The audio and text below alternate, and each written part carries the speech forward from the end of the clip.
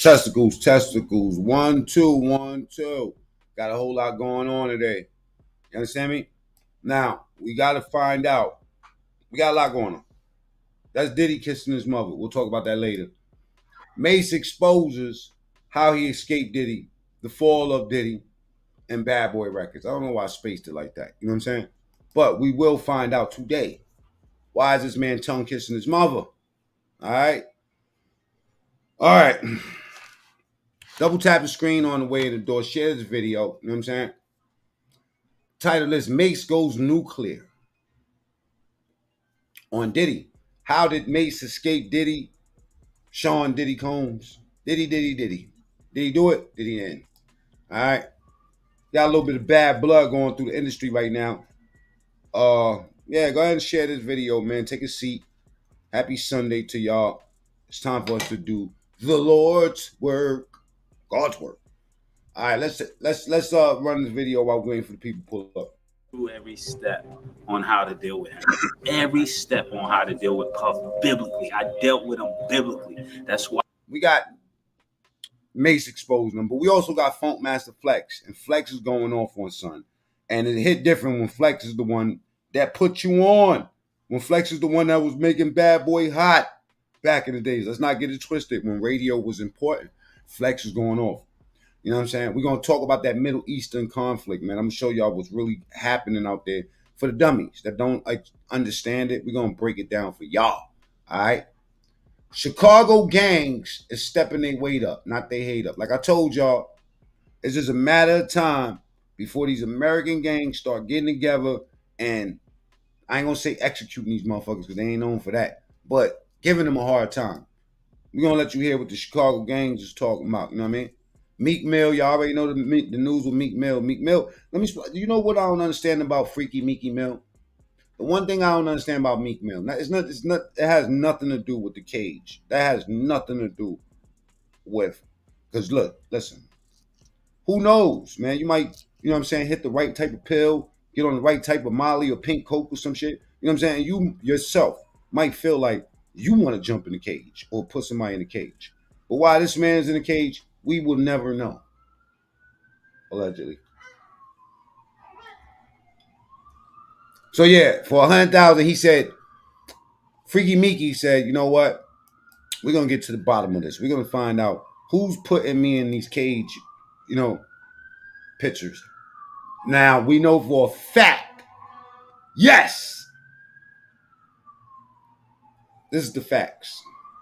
The facts is, it's me that's showing it. It's not me that put this man in the cage. I need y'all to put some respect on my name. Double tap that screen. Let's get the likes up. Is Diddy a 69 guard? Hey, run for your life. Hey. Did somebody have to run for their life? Did Mos Def have to run for his life? Because Mos Def. We're going to talk about all this today. Today we're going to get into it, man. Fuck is Mos Def doing? I'm going to explain to y'all why he's in these pictures. And right after those pictures, this is how the pictures look. Oh, look at my man Mos Def. Yo, Mos Def was my favorite rapper 2 days ago. I'm telling you, 3 weeks ago, Mos Def was my favorite rapper. What happened at that meeting? We're going to talk about it later, man. Because this is almost like, looking at this picture right here, no kidding y'all. This picture right here that I just showed y'all looks almost like, it reminds me, it's giving me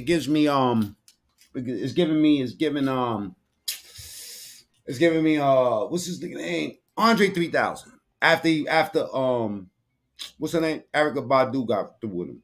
Because Andre 3000 started coming out like this right here, bro. God forbid I ever catch my son coming home with these space boots on talking about Umi says. I need y'all to get the lights up, double tap the screen. You know what I'm saying? You know, we not here to judge anybody. We know that right after this picture was taken, bow. So yeah, we're gonna talk about that later on. Mos Def, you know. Got 10 interviews and celebrities that was trying to tell you motherfuckers about these SD people, but y'all just didn't listen. Including Mase. Now what Mase said. Let's listen to what Mase said. why I felt aggressive about it. I felt like I did not have to change my strong approach because number one, I went to him as a brother when things were not right. Secondly, I went to him with a witness that was Rodney Jerkins. Like the Bible says, if you don't get it right with him, go back to him with a witness. I did that. The third thing it tells us to do is go to the church, bring it before the elders. I reached out. We thought that something was wrong with Mase. We was like, yo, Mase is at the top of his game. Mase is at, matter of fact, fuck the top of the game. Mase, let me explain something, right? And no, this ain't no shot at the locks. I'm not about to show y'all pictures with the locks and shiny suits. Because just because you was in the shiny suit don't mean shit. Y'all gotta stay out of my comments with that goofy shit when it comes down to locks. But I do got that video of the Drink Champs interview. We got to reanalyze that, y'all. We're going to have to reanalyze that. We definitely going to look at that video, Puff kissing on his mom. This is a picture. But these motherfuckers put their lips on each other. Now, is it cool to be kissing your mama? Matter of fact, let's just go right to that video real quick before we get into it. Before we get into the smut, let's get into the smudge. Because I never even seen this, I don't think. Look at this shit here, y'all. Go ahead and get the likes up, man. This Diddy diddling his own mama. This is where the shit, you know what I mean? Now, they was talking about his pops and all that. But what about Diddy moms, man? Diddy mom's a little freak. Look. Good, baby. I love you. I love you. Love you too. And you know something? Look at this. And they'll say that I furnished that picture. Look at that. That's the video. That's the picture. That's the video. That's the picture. The video moves you, motherfuckers. The video moves you. See, now, if I show y'all, now, y'all know I'm bad, man. If I show y'all Tupac, the video, and then the picture, then what y'all gonna say then? I made this picture up? Well, I guess I made the motherfucking video that he was shaking his ass in up too, right? I made that picture up, right?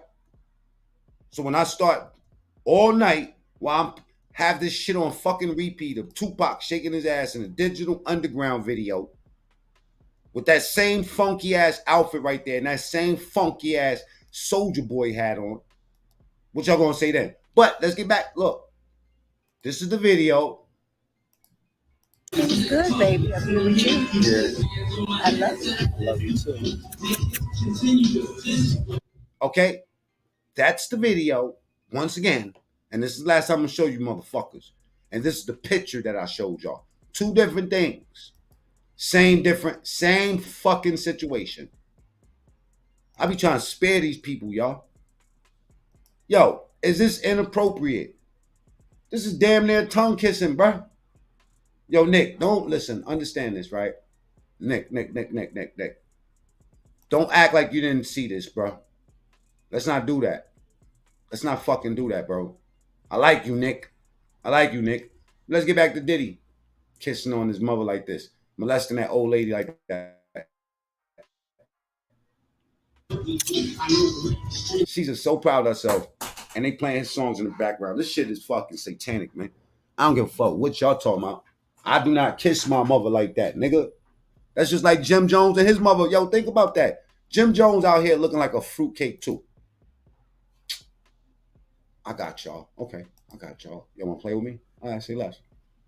Say less. Y'all want to play? Let's play. Let's play now. Share this video. Double tap the screen or go to the top right. Hit the 3 dots. We about to turn this bitch up, nigga. I'm about to go hot. Crazy? All these niggas zesty, man. Shout to his bishop. Talk to these niggas, Mase. His bishop declined to mediate the situation. So I just went to step number 4, which is mark him as a publican and have nothing to do with him. And that's what I did lyrically. And that's what you guys have a problem with. So everything now that we see playing out was all the things I escaped. Looking for the perfect remote job? Find your next remote role at remote.com/jobs. Hold on. Watch this shit. The car, the Shine, the Loon, Puff Daddy, the Craig Mack, the Biggie Smalls. So even though I made those decisions and it cost me money. Craig Mack joined a motherfucking cult before he died. I got a video of his cult leader. I think he killed himself. Old white dude. Watch this. That's why I got with Killer and they gave me the money back. I didn't lose no money. Destiny. This talking about he want receipts. Let's start with your mother, nigga. Your mother got the receipts. Everything is in your mother's name. That's the one who got the receipts. You need not mommy. Oh, I'm about to run hot. More proof. Biggie ain't here, so Big can't give you no receipts. He dead. Craig Mack can't give you receipts. He dead. What are you talking about? Who else? Black Rob can't give you receipts. He dead. And everybody else you made sign paperwork so they can't talk about what I'm talking about. Uh-oh. I'm the only one with the guts. You're not signing. Because I ain't need the money. All money ain't good money. Remember that. Remember that. You know the play. You're not paying me and you're not respecting me. And that's the real problem. Then there's people that try to do bodily harm. I'm saying all of them is fruity. Something like that. I'm saying something like that. How Mos Def go from a meeting with Puff, laughing and joking, Umi says, to this shit here, huh? Looking like a fucking, like a abused old woman. Come on, bro. With me, they will be in the house with Puff. So I'm like, it's a funny game y'all playing behind the scenes. So when people see me, they just see me turned up. They just see me agitated. They just see me aggressive, but they don't know. During the golden era of Bad Boy Records, is finally breaking his silence. And what he has to say is shaking the industry. Niggas try to starve me. I did a lot of work, and I just never got paid. So when you don't get paid, you don't show up to work. And people keep asking why you keep coming and quitting again. That's a good question. Because every time I get promised I'm going to get paid again. And when I find out I ain't getting paid, I quit again. Dipset. That ain't Jim Jones in that picture, y'all. Watch them get mad at me now. Yeah, fuck that nigga too. Yeah, fuck Jim Jones too. How about that? Let's not play. Dipset. I photoshopped this. Did I photoshop this? If I photoshopped this, type 1 in the chat. If y'all believe that I photoshopped Jim Jones in a fucking blouse. Getting his fucking nails done and played with. Like a whole woman. I ain't saying getting your nails done, getting what they call that shit? A pedicure for your hand, a manicure for your hands. Yeah, you know, you might get your nails done. There ain't nothing wrong with that. I think it's zesty as fuck to go get a pedicure if you're a man sitting in it. You know what I'm saying? I think that's for your girl. Your girl's supposed to do this. So Andrew says, I made this picture up. Type 1 if this picture is fake. If you think this picture is fake, type 1. I see 1-1. Is this your king? Is this your fucking king? Okay, Rocket says, I made this up. Andrew says, I made this picture up. Right? Okay, I'm going to give y'all one more minute to answer whether I made this picture up or is this a real. Rocket League Pro says, 1, that this is doctored up. This is a fake picture of Jim Jones looking zesty as a motherfucker and a fuchsia lavender blouse. Jim Jones could have the nicest outfit on and he would still look like a homeless weaker. It's fake in that. It's fake, right? My name is Mac Mean, true story. There's nothing I can do here that's fake. Unless I tell you that it's fake. That's fake? Okay. Let's go here. Is this fake? Sure. I'm a model for real. Runway Paris, don't play with me. You heard? Get it right. You like my see-through? Give you a little Prince vibes with that purple, right? Shouts to Virgil.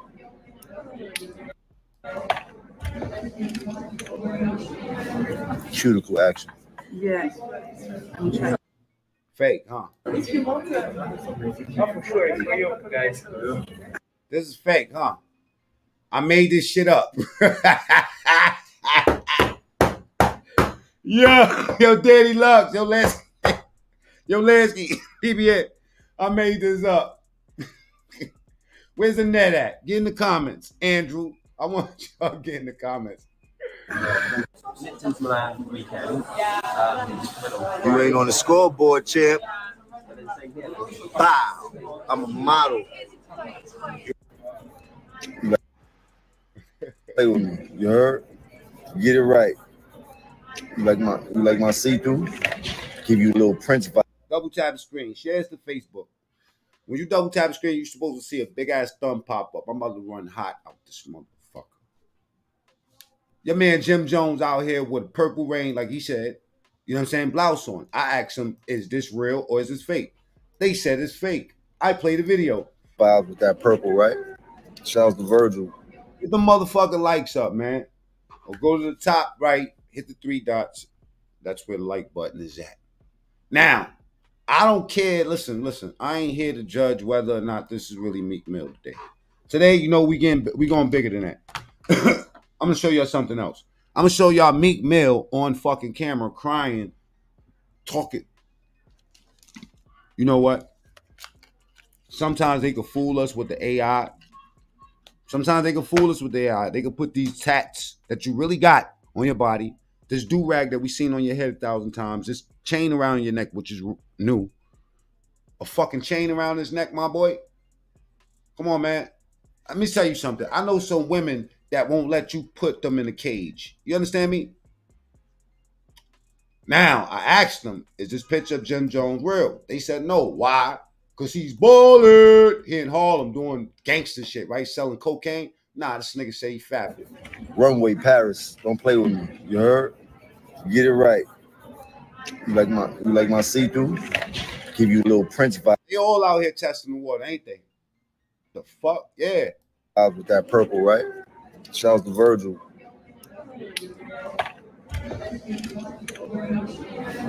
Cuticle action. Yes. I'm trying. If you want to. We understand, right? We don't understand why Diddy kissing on his fucking mother, putting his tongue all up in the mouth. You know what I'm saying? But we're going to get back to that in a second, man. Disgusting. Let me get back to Mase. Double tap that screen. Let's get them likes up, man. For real. Happy Sunday to y'all. We doing God's work on Sunday and every other fucking day. All right? Now, if y'all think, like, see, this is why I like doing this shit, man. I like to, you know, y'all can't say I doctored this up. I'm going to show y'all this nigga Tupac. Before all that gangster shit I was buying into, I'm going to show you the video. He actually was in this. I don't even want to do it. Tupac and Lil Uzi Vert used to be my favorite rappers. Oh, boy, we going to play today. Yeah, we going to play today. We going to play today. Lansky's mad at me, all right? Free Pop. Ebony in the building. Salute. Let's get back to this Mase shit. Yeah. Is that, do you understand that part? Do this Serena understand this part? Yo, Lansky. Meek Mill ain't your favorite rapper no more. I bet that. See, we like to see Pac like this. Lansky get mad at me because of this. This ain't my fault, Lansky. You should have sent Pac the email that 20 years down the road, a nigga named Mac Mean is gonna troll the fuck out of you. You wanna know why? Because you was with the digital underground, dropping it and twerking it. Stop playing with me, boy. Stop playing with me. Word Stevie J. Stop playing with me. We're gonna get back to it. So when I say what I say, I know it can get a lot of people in trouble, but not me. Get them likes past 100 real quick, man. Let's get them likes up, man. You know what I'm saying? Let's do that. Let's do the Lord's work. It's Sunday, okay? If y'all ain't subscribed to my other channel, it's called Mac Mean TSTV. I'll be over there exposing all my like personal business and shit like that. You know what I'm saying? A lot of fun. Mac Mean TSTV. Go look it up. Because I don't get in trouble. I'm God-made. I'm God-made. I'm God-made. I'm God-made. So I walked in here with about $1 million in jewelry and no security. Because I'm from the I wish a nigga would. Claiming that the mogul's evil ways were masked by his flashy persona and... Okay, let's get into some funny shit real quick, right? Let me just take a quick intervention and show y'all, you know what I'm saying, that y'all ain't shit and I'm everything. All right? Check this out. Thank me later for this, okay? This is from the cartoon to the baby.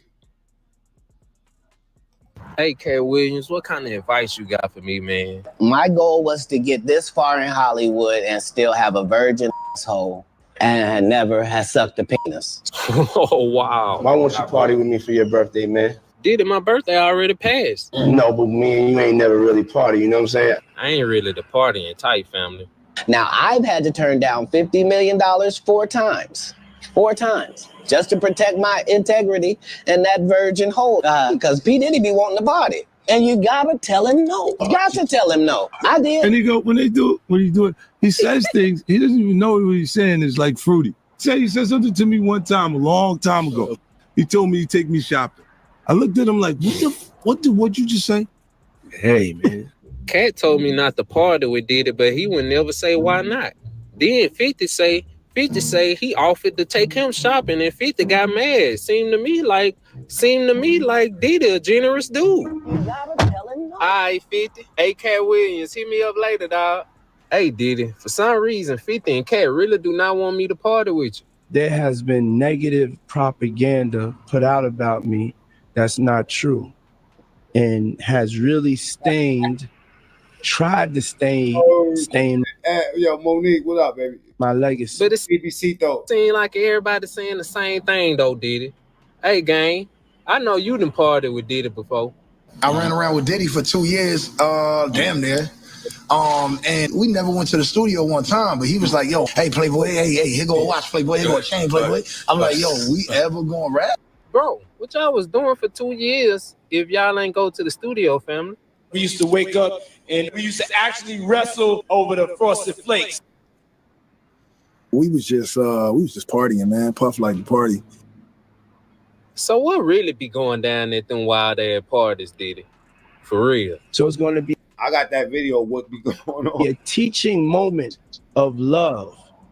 A teaching moment of love. Diddy, you ain't undercover, is it? Yeah, man. And not being just full out but hiding and trying to pretend like he, loves girls. Really, he's a man fan. And my is thinking you just generous. Yeah, you generous, all right. You was coming on to me. Hey, man. Step out the car, I folks. would have been Oh, not TD Jakes. swallowed up. Have you ever been swallowed up? Have you gone through a time of swallowing where everything was overwhelming? Hey, what's a power bottle? You don't know me, bro. You don't know me. Man, come on, we gotta get out of here. Phone Master Flex. Let's go back. Let's travel back. Because we got so many people that been warning us, you know what I'm saying? Not that I need any warning. Double tap the screen. Get the likes up, right? I didn't need any warning. But I tell you one thing, some of these rappers needed some warning because they didn't get the email, man. Shit was spooky out here back in the days, man. But yeah, for those that's new here, that just getting here, double tap the screen. That's how you hit the like. Or go to the top right, hit the 3 dots. I wish it wasn't like that, but that's how it is. You know what I'm saying? And this here, my good Sunday crowd. That's Mos Def singing songs like I have no clue. He used to be my favorite rapper. But let's listen to Phone Flex. Somehow, Stevie J wants to fight 50 Cent. Yo, this nigga giving me the Andre 3K vibe. Stevie J's out here butt naked. What is going on, New York? Fifth's going at Diddy. He's going at Baby Mama. He's swinging a cleaver. Daphne, man, we need to know why in that paperwork.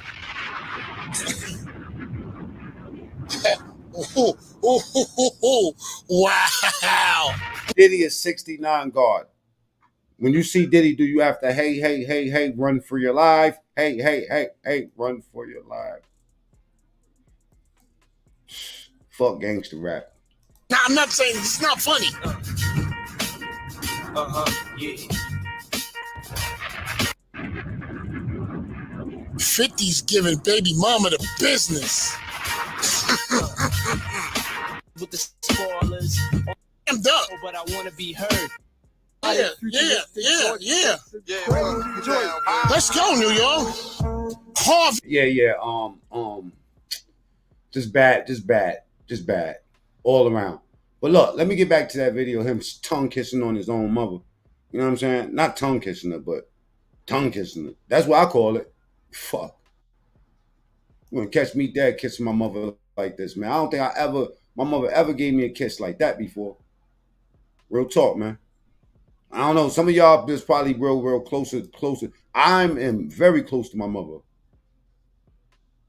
Not this close. Yo, I did this. Told my he want receipts. Let's start with your mother. Your mother got the receipts. Everything is in your mother's name. That's the one who got the receipts.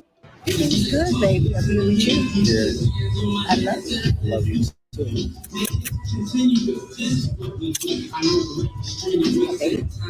That's my hero right there. Ain't nobody like your mama. I give all thanks and glory to God for my mother. So some wild rumors are floating around about Diddy's mom, Janice, and her shady past, and now former bad... Hey, yo, Chewy, I would love to play some fucking music from some bad boy music. But, Diddy's not feeling me right now. You know what I'm saying? Diddy in jail right now. I'm going to tell you something, man. I don't know, for the new people that just got to my channel, right? They showed me a video of Diddy in jail, like right now. Like they got a surveillance video of him dancing in front of his fucking cell. You know what I'm saying?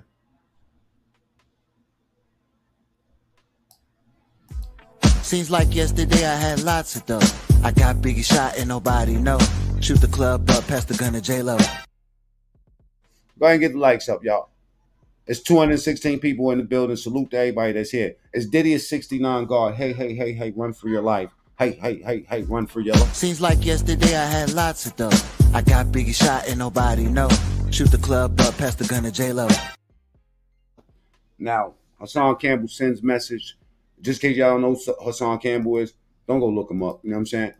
But he did send a message to Diddy, you know what I'm saying, a loving message. Pain.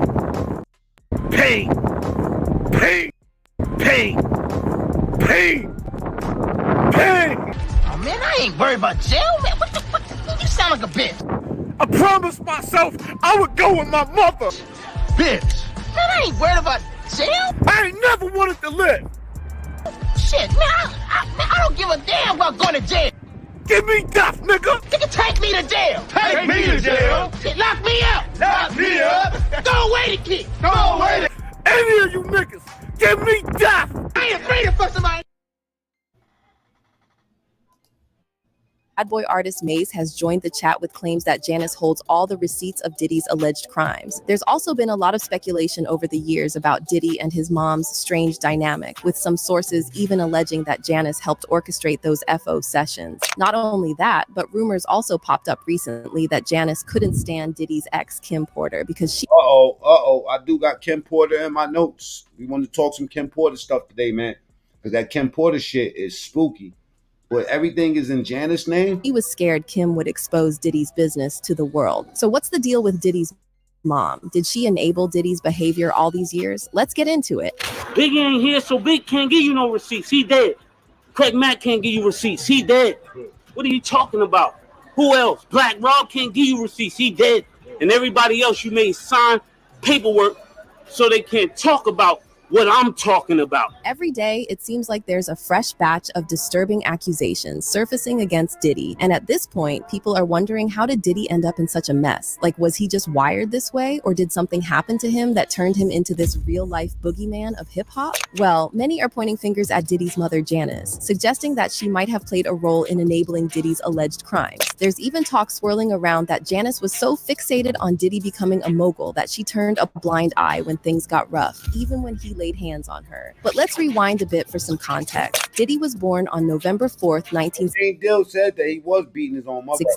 In Harlem, New York, to Janice and Melvin Combs. Janice shortly worked as a model before becoming a teacher's assistant, or at least that's what Diddy's Wikipedia page claims. Meanwhile, Diddy's dad Melvin served in the U.S. Air Force and allegedly had ties to the notorious drug lord Frank Lucas. In 1972, Melvin was shot dead while sitting in his to be honest, they said Frank Lucas was a fucking bum. Car on Central Park West, and the case was never cracked. However, there were some rumors that his own crew took him out after he became a police informant. Now let's talk about Janice. She reportedly showered her son with all the love and affection in the world. And although Diddy has a sister, Keisha, Janice's focus was on Diddy. In fact, some say she was downright obsessed with him, leaving Keisha in the shadows. Diddy also never shied away from... Well, no, share this video. Share this video. Share it on Facebook. Share it with your people. We about to run hot in this motherfucker. Now check out this. Y'all don't know OG Percy. But OG Percy, y'all listen to him. Now let's get past the booty bandit stuff, because he is a booty bandit. He's a self-proclaimed booty bandit. But check him out. Roosters have come to yeah, I remember when he said that. Yeah, I remember when he said yeah, when they, say, this nigga is wicked. Life is only good when you treat it right. Life is only good when you treat it right, man. What you do behind, say, man, Joe can be the goodest person in the world. It ain't what I see in front of me, it's what you do when that camera go off, homie. It's what we don't see. Who are you when that camera off? Who are you when we not around? Who are you when you ain't P. Diddy? Oh, we know now. Puffy. You Puffy. I know that right, Puff. Yeah, but see the same thing about that, if you ain't doing right, it's gonna come get you, homie. And I can only do, let me tell y'all something. I'm not gonna leave, Mo 3 ain't gonna leave this world without ending up dead in the street.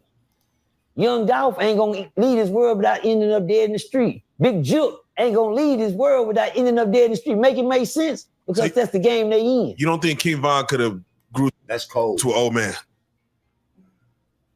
Now if you got blood in the street, oh, let y'all soaking in for a minute. Now, well, King Von made it to an old man. Not if you got blood in the street.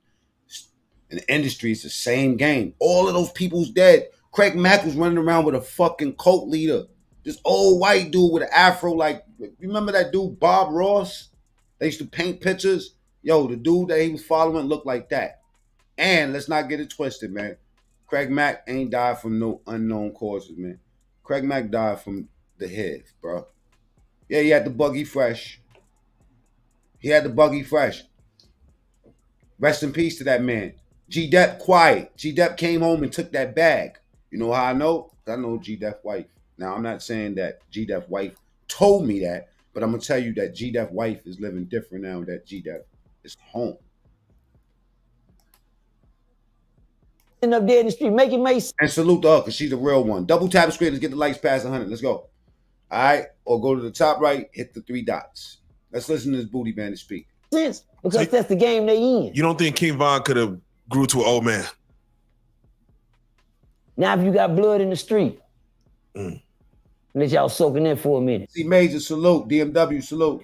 Now if you got blood in the street, this is not a physical life we living in. It's a spiritual war. If you killing spirits, you gonna die in one, huh? Come on. If you got blood in the street, homie, you gonna leave here in the same way you left blood in the street. You can't sneak out here with counsel. You die of counsel. No. You ain't gonna leave here with your sugar, your leg cut off a diabetic. No. You got blood in the street. A lot of people say you can't. That's what I'm saying, Paul. They said that Craig Mack had it. Choose how you leave here. Yeah, you can. The point is that all of them went out bad. The way you live is how you leave. The way you live is how you leave. You understand me? You don't got a choice, but hey, God, man. God, I know. God got a map for you. You just got to get where you going. So go ahead. Let me ask you, for a billionaire to go from filet mignon, whatever you want to eat, to they saying he get 3 meals a day, 1,800 calories. Like what kind of adjustment is this? Like, nigga. You practice what you preach, man. Diddy had a lot of time to make things right for a lot of people. He had a lot of souls in his hand. A lot of souls in his hand. Somebody ought to be able to help him if he was doing right. Do you have a killer app idea? Because if you do, then I'm going to send you a free. They would have came to his rescue. Ain't nobody come to R. Kelly rescue. Ain't nobody came to fucking Bill Cosby rescue. Ain't nobody come to Tupac rescue. Let's think about it, man. Let's go back. And I know I hate to be obnoxious, but let's think about it. Tupac was the first nigga that went down for this funky shit. Now, academics went down for the same thing Tupac went down for. But let's think about it. Let's take the Tupac case, right? Tupac was shot up fighting the case for rape. For rape. Why? Because he smashed it and let the homies hit. Mike Tyson too. Now, we could say all of this is conspiracy. We could say, yo, all these niggas got money. Why would they take the coochie?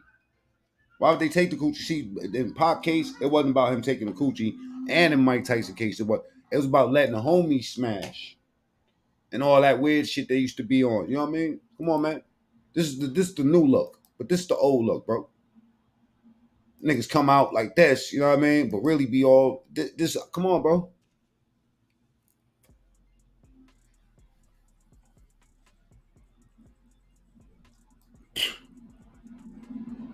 I ain't drinking Kool-Aid. Fuck that. This nigga's crazy, man. This shit is some wild shit, man. And you know what? Who cares, right? Who gives a fuck? If he was like this or if he was like this, who cares? But think about all the people that died over the years, man. None of these niggas got their publishing. Pac moms went out struggling. Come on, man. Where's Pac legacy? Have you ever heard of Tupac's kids? Have you ever heard of Tupac's kids? Have you ever heard about his wife? Do y'all even hear his music playing anymore? Hell no. Hell no. The same way they clearing the motherfucker, they gonna clear this dude out too. They're gonna clear all these motherfuckers out. You wanna know why? Because the insurance is way more than the catalog. The insurance you get for you know what I'm saying, on these rappers, oh boy. They ain't even gotta make no hits. All you gotta do is sign them. That's all you gotta do. Where's the publishing? All these dudes got robbed. You know what I'm saying? They went out with, whether it was Craig Mack going out with HIV or one of these other motherfuckers dying in jail, you know what I'm saying? Or going to jail and doing bids. And come on, man. And you can't tell me that Shine ain't get paid off. You can't tell me that G Dep ain't get paid off, man. Of course they got paid off, man. Now this is when the indictment dropped, right? Mase calls Diddy Homes getting raided by Homeland Security to beat payback. Now this was months ago. Look at the jewels that's in this shit right here. What's up, man? How you doing? Killer, I'm doing good, man. Reparations is getting closer and closer.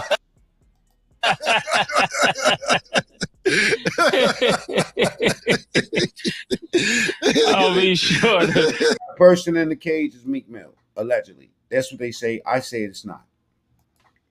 Give you your percentage. I ain't had nothing to do with that money. That's all yours, man. I was on the next boat. Yeah, man. Oh, man. Closer and closer. Closer and closer. Okay. The big payback. This has been the last year. Has really kind of been the big payback for you, man. Yeah. Word to Cat Williams. Cat Williams hit it on the head. Man. Yeah. Okay. You kind of last week you went Destiny. Yeah. You went Destiny.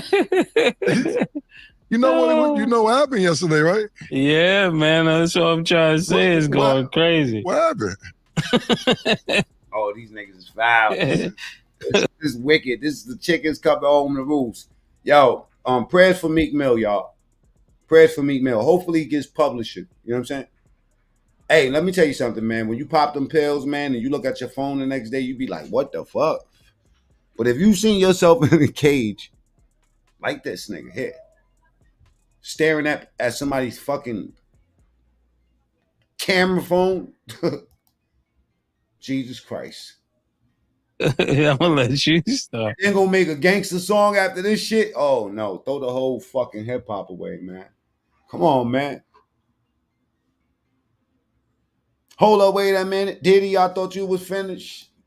What did you see that happen? Oh, yesterday was the anniversary of Biggie Smalls' album, 27 years later. That's what I see yesterday. That's what I was talking about. Yeah, that was real. These niggas is devious. Chickens come home the roof. It's amazing that Hey, yo, do me a favor. Share this video, man. And double tap the screen. Let's get the likes all the way up. Let's get the likes past 300. All right? Show them that we outside. that all of this would transpire on that day. What's crazy is yesterday was Biggie Smalls' 27th anniversary of Life After Death. And it was also the Diplomat Immunity album, 21st anniversary. Shit, it's shit going on. It's going on around. Yeah, man. I was just saying this. I remember when Jadakiss called Funk Master Flex radio station up, and he was wilding on your man. You know what I'm saying? And he was like, my office hours, some shit like that. We gotta get that video. Yesterday was kind of. That's eerie, man. Yeah, that's the word I'm looking for. It was that was crazy. That's kind of crazy, man. I had no idea that, the internet lets you know, because I don't be knowing these dates for my albums or other people's albums, but they will remind you, man. Yeah. That's all you see? In a lot. That's what I seen. That's what I was. I seen helicopters off. Right. Okay. Cameron and Mase recently discussed the trend of saying no Diddy in replacement of pause during an episode of their talk show, It Is What It Is. The new saying comes in reference to the high number of sexual misconduct allegations the bad boy mogul is facing.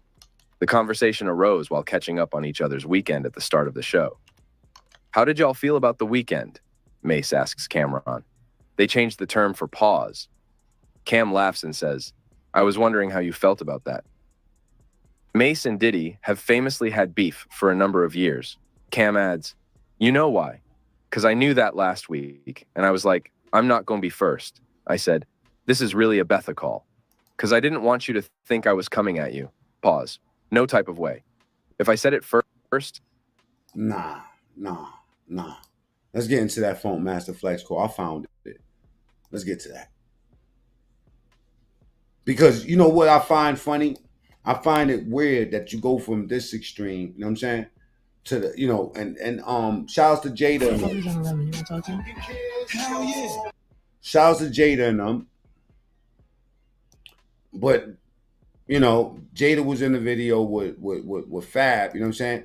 Looking mad uncomfortable. Everybody was looking uncomfortable when Puffy started talking about that party shit. But we gonna go back. Let the locks go and all that. Y'all ain't want to be down with Bad Boy, so we let y'all go. Y'all want to be down with us, we let y'all go. We keep it moving.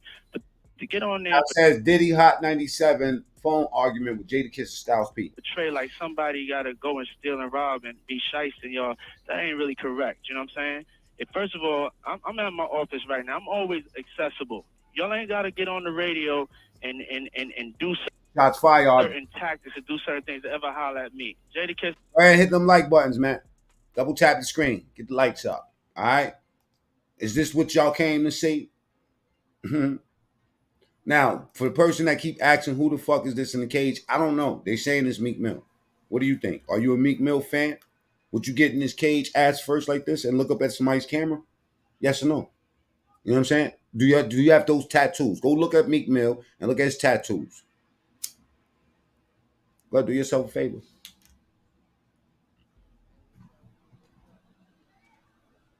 This motherfucker ain't even got a pair of shoes on. No respect for himself. Whoever this is. Whoever that is, okay? We ain't gonna say it's Meek Mill. If y'all want to say it's Meek Mill, y'all can say it's Meek Mill. But I'm telling you, whoever's in this cage didn't have proper training. Or did he? Oh, shit. Yo. Is Diddy the 69 hard? Hey, run for your life. That's what they say. I'm just here to share the content with y'all. I'm not here to tell you whether this is fucking Meek Mill or not. I don't care. I don't listen to his music no more. What was my favorite rapper 5 days ago? This last time I saw you, I told you, let's get together, let's talk. You know what I'm saying? I told you I'm accessible. I said, if anything don't come, if there's somebody standing in the way for you expressing yourself, or any of y'all expressing yourself, y'all can come get at me directly. You know what I'm saying? All that throwing the refrigerator and you gonna kill, y'all ain't killing nobody, man. You know what I'm saying? We businessmen.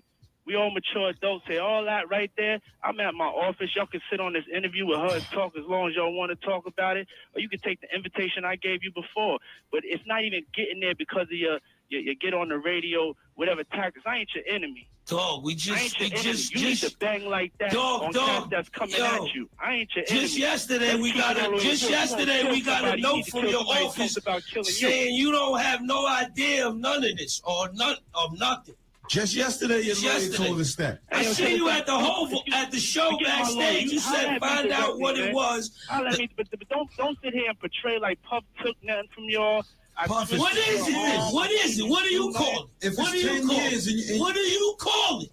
And don't say we can come to your office or do none of that, because we can't do none of that. We can't handle it no other way but with lawyers, and you know that, so don't get on the radio and act like a tough guy or none of that. Wait, you know how we can settle You it? acting tough. I'm in my office, so why don't we stop talking on the radio?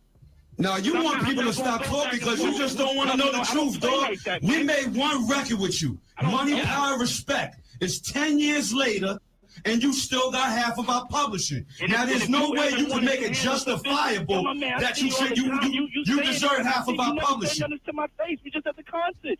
You ain't saying nothing. What are we gonna do? Saying it to your face? Get sued? What do you want us to do? We can't touch. We can't be violent or none of that. We can't even have. You saying all this, dog? 2 years ago, Levels in Miami. You saying this for nothing, recognize real. Y'all know where the office is at. There's a big sign on it. I'm gonna be there. The whole National Guard's downstairs too. Cut it out, man. We can't talk in this. I'm a grown ass man, man. You're a coward. And I don't take nothing. You're a thief, You're a coward. Don't say you're a thief. Okay. You're a thief. Come to the office, man. Come to the office so we can straighten it out then. Yo, how we just three guys you won't even mess with. You had your Ace Boom publishing. You won't let his publishing go. I'm at the office. You won't let your man's publishing go. You will argue in front of New York. That's the way you want to. Do you own your man's publishing, dog? Ain't nothing to y'all, man. Do you own your man's publishing? New York could believe it or whatever. I don't Do you own your man's publishing? I can sleep good at night because I ain't never did nothing to y'all. And if y'all ever want to, you had a whole bunch of artists that.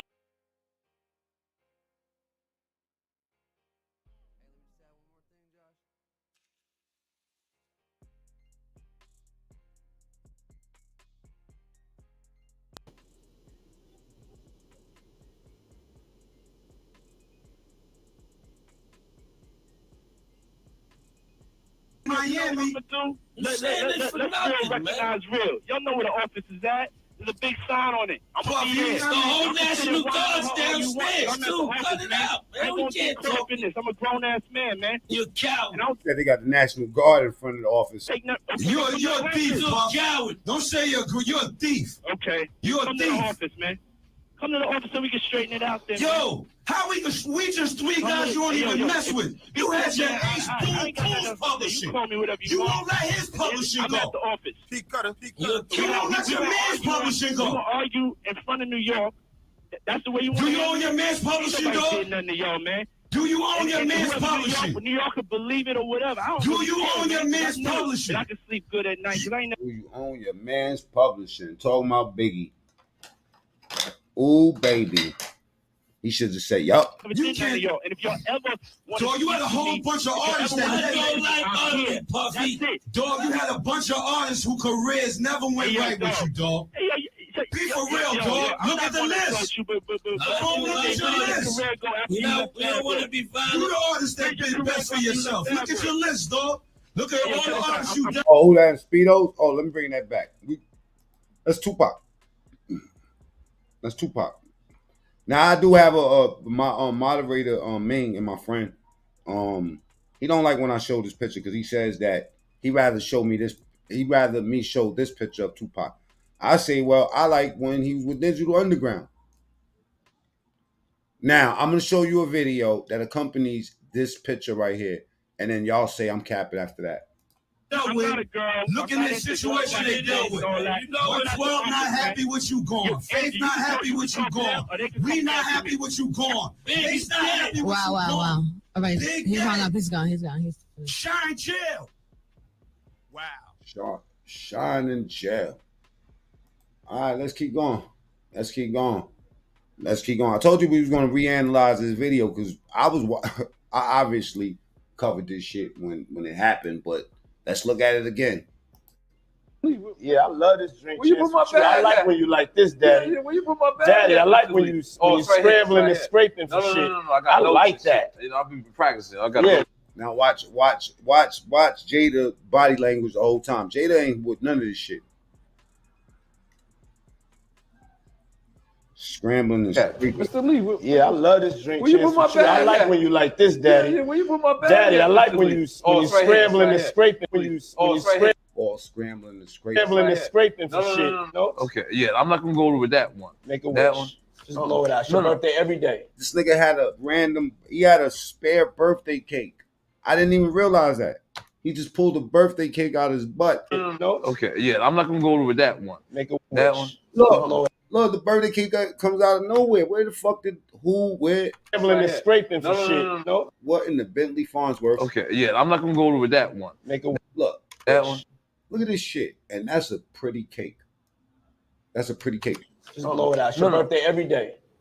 Every day's a birthday on Drink Champs. God damn it. Oh. My man. Where I look miss back on me? where I became. Did you miss me though? For real? Because it seems Yo, in jail, somebody would have got their face slashed. like a thing. I It was miss his partying birthday with party, Puff, man. Man, but I'm talking about for your birthday. Man, Why won't you party with me for your birthday, man? Oh no! Why didn't you party with me for your birthdays? Wow, bro. What do you mean, bro? Turn your cameras, please. We partied for my birthday before. You came to my party. No, but me and you ain't never really party. You know what I'm saying? Eyes. Oh man, this is the best channel on you. Eyes, brother. This shit's scandalous over here, man.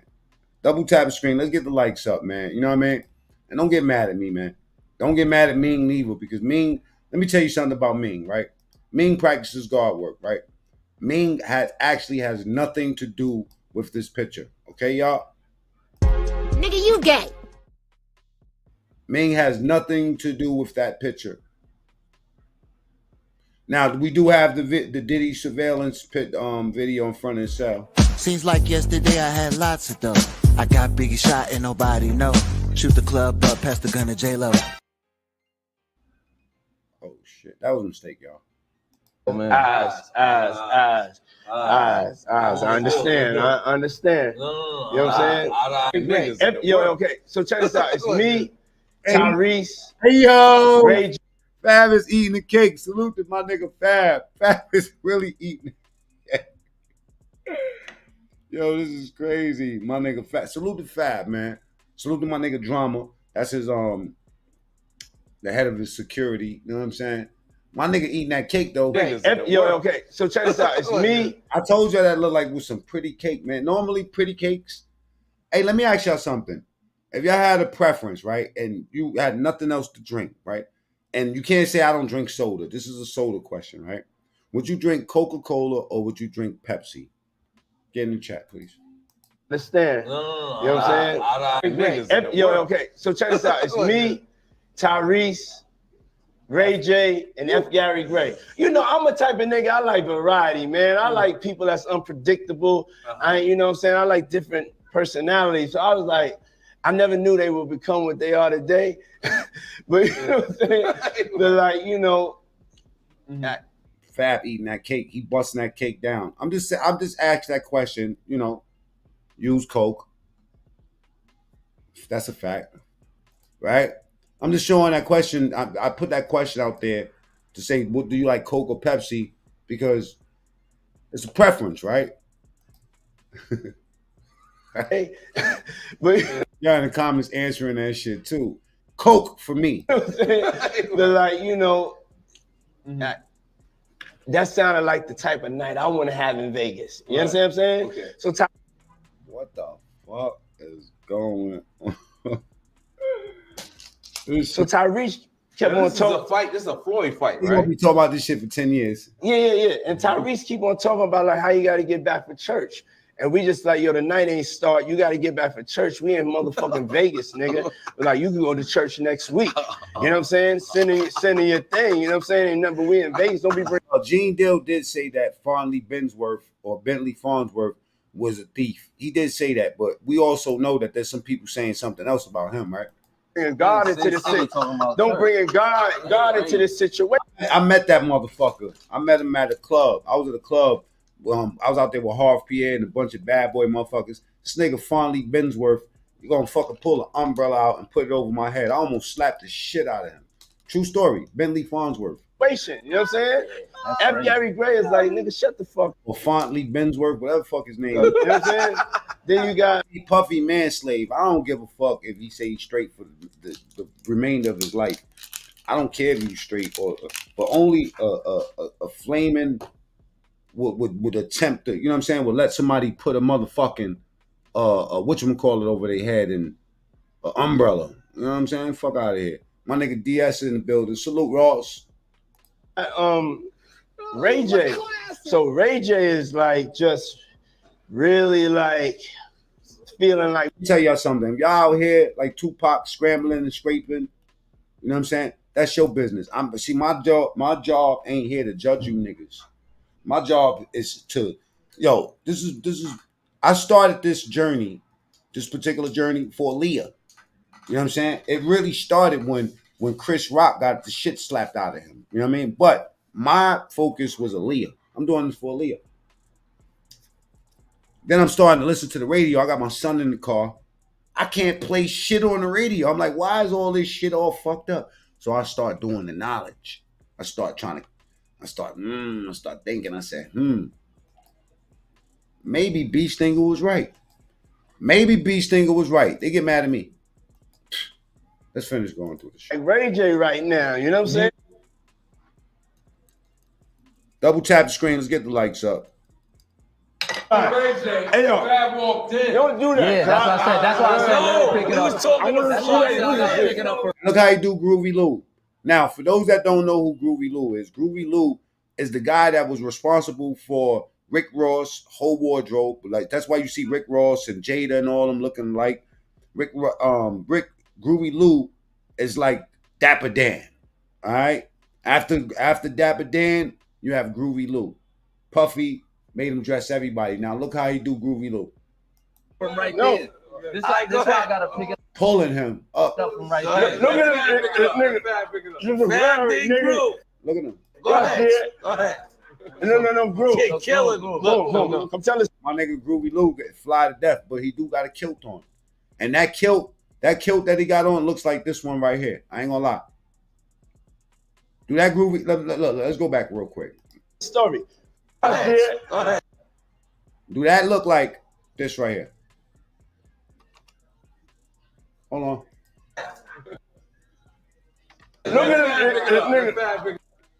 Now you see that right there? That black thing that he's wearing? That's that Derrick Rose shit. Check it out. Go ahead. Somebody call that, you know what I mean? Like for real. Because if you wear that, if you get that on, next thing you know, you're going to be putting this on. Salute to y'all. You know what I'm saying? Salute to Bee Stinger. You put this shit on your body. No. And after that, what's this? Why they wanted Pac so bad? Everybody was fighting over Pac, right? Shit, Dre fighting over Pac. He used Suge to get him over there. He was like, Go get that nigga Pac. Them East Coast niggas don't want him. Bring him to the West Coast.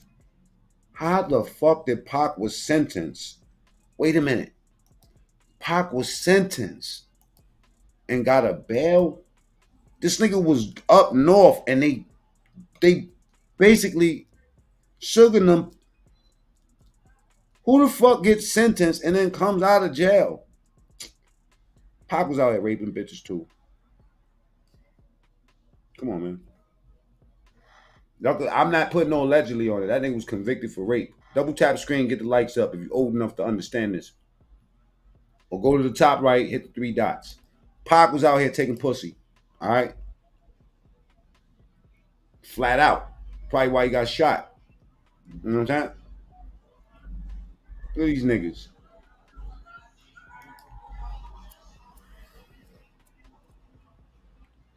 Like I said, you put this on. Next thing you know, you're going to slip into something a little bit more comfortable.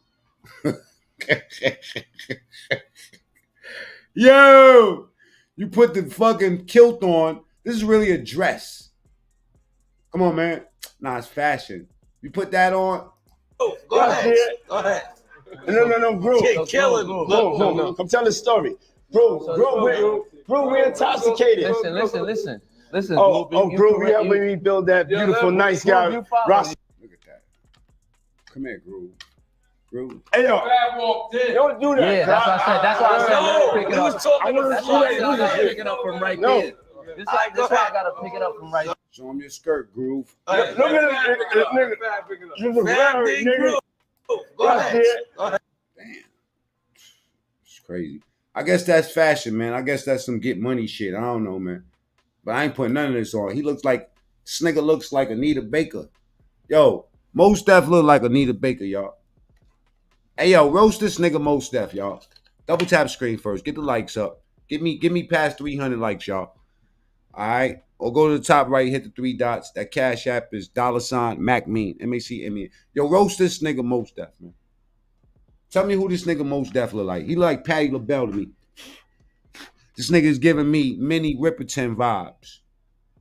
Who this nigga Mos Def look like, y'all? It's Sunday, man. Do the work of the Lord. Sarafina, correct.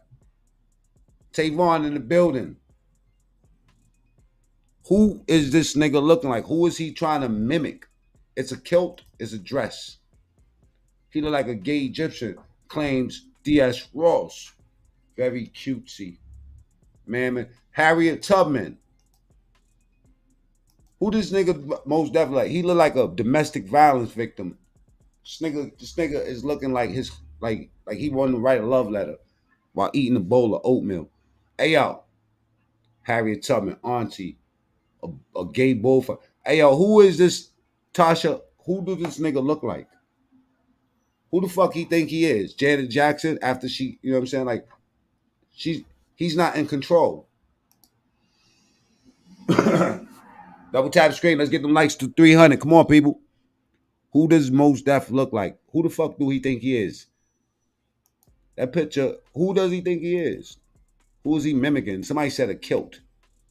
I said a skirt. A skirt. A skirt. That was a skirt he got on, bro. Who Mos Def look like? Come on, man. He looks like a concerned compadre. This nigga look like a refugee. Yo, my man right here definitely been fondled. Come on, bro. It's all good. That topaz ring right there that he got right there, I bet it smells like fucking KY jelly. You know what I'm saying? Clutching pearls and shit. What the fuck? Golden pearl? Oh, no. Pearl clutching. He looks like sassy fortune teller. Yeah, this nigga looks like a fucking... Mos Def look like a... Oh, man.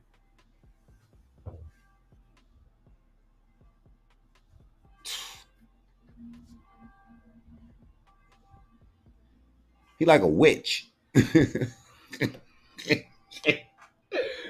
This nigga right here, somebody fondled this nigga right here, man. What do he look like, man? A mook matador. This motherfucker is a bullfighter. Damn, man. He like a battered woman. He look like he came out of a battered woman shelter. I'm telling you, man. Somebody put a green blanket over him. You know? I bet he got finger waves under that fucking scarf. He look like he just dropped his kids off to school. You know what I'm saying? Fuck is wrong with Mos Def? Who he look like, y'all? Get in the comments, man. He look like... Let me see. He got dookie juice under his nails. Come on. That's a fact. Mos slept with at Diddy's parties. Look at that shit. Mos Def. He was there, Mo. He was definitely there, Mo. Come on, man. You don't get this fabulous without being at one of them parties, bruh. Is Diddy a 69 guard? Let's get them likes past 300, y'all. Go to the top right, hit the 3 dots. I got much more. Groovy Lou out here with a kilt on. Look like a skirt to me. Make Diddy up in there making everybody feel uncomfortable like a 69 guard. Hey, hey, hey, hey, run for your life. I guess he was trying to match Diddy. Trying to match that energy. You know what I'm talking about? That nigga Mase. Oh, boy. I respect Mase because he don't dress like most Def. I ain't gonna lie. Topaz, ring. This nigga, who he getting married to? Who the fuck is he getting married to? I'm telling you, man, this is a domestic violence victim for sure.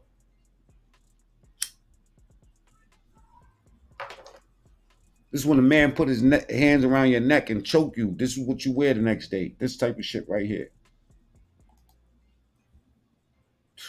Call it fashion. Knock it off, man.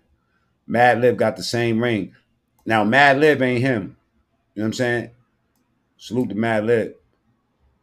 He more fruity than me. This nigga got 100 bottles of... This niggas want that oil, bro. They want that oil, bro. They need that oil. Most definitely need that oil, bro. You out of bounds, boy. Meek Mill. Need that oil. Meek Mill need that oil.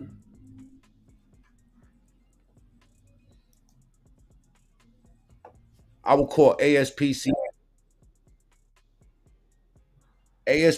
on whoever put Meek Mill in that cage, because I'm gonna tell y'all something. Y'all ruining my life right now. Ain't no more rap. When I go break down the lyrics and I think about what they was rapping about, I'm like, damn, yo, bro, how you like, hold on, wait a minute. I thought y'all was finished. When you thought that Aston Martin, yo, this nigga talked all that gangster shit and then jumped his ass right up in that motherfucking cage. That's not Meek. I'm not saying it's Meek Mill. I'm saying whoever this is, you know what I mean? We need a wellness check. Whoever the fuck this is, it ain't gotta be Meek Mill. But Meek Mill out here acting zesty too. Let's not even act like we stupid. Come on, man. It is cool. I'm concerned. You want to know why? Because I was trying to give my son my Meek Mill collection. Feel me? And I can't even do it no more. Fuck out of here. Okay, y'all want to talk that Meek Mill shit? I got something. I got something for y'all. I'm not even going to reach. It's a whole lot going on.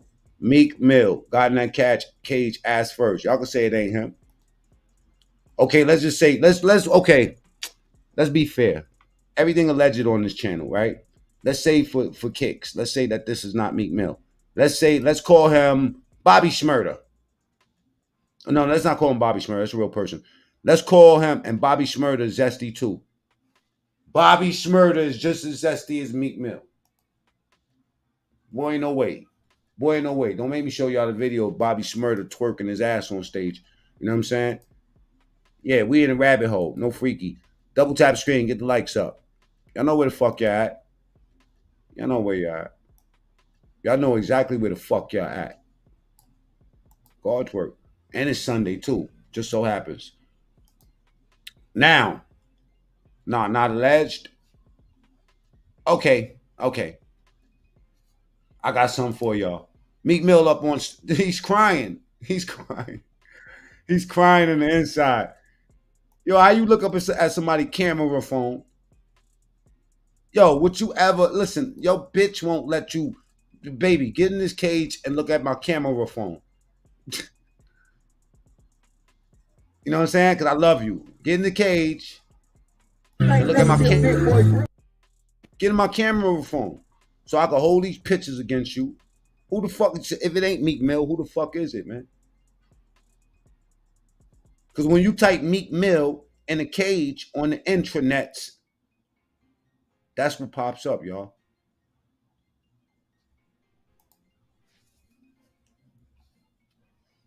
Who's this crying?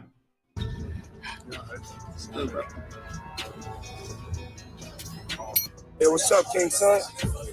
Now watch. Man, you doing it, man. You deserve it, Daddy. You definitely don't look like Meek Mill. But do this look like Pac? You wanna be smart?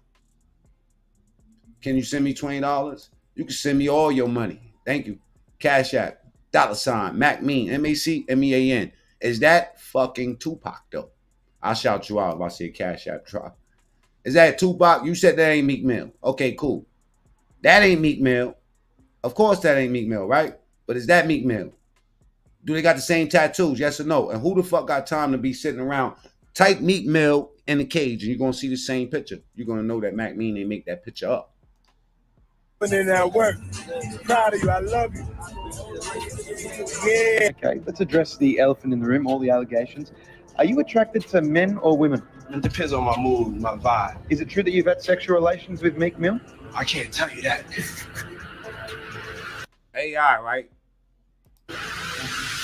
AI. Yeah, allegedly. Everything is allegedly on this channel, by the way, people, right? Let's say, okay, that's not Meek Mill. Let's say that's Pepsi Can. If your brother name was Pepsi Can and he was out here making gangster rap, wouldn't you at least text him? Would you at least text him? That's what I'm saying. That's what I'm trying to, you know what I mean? 9 out of 10 times your woman ain't gonna let you do this.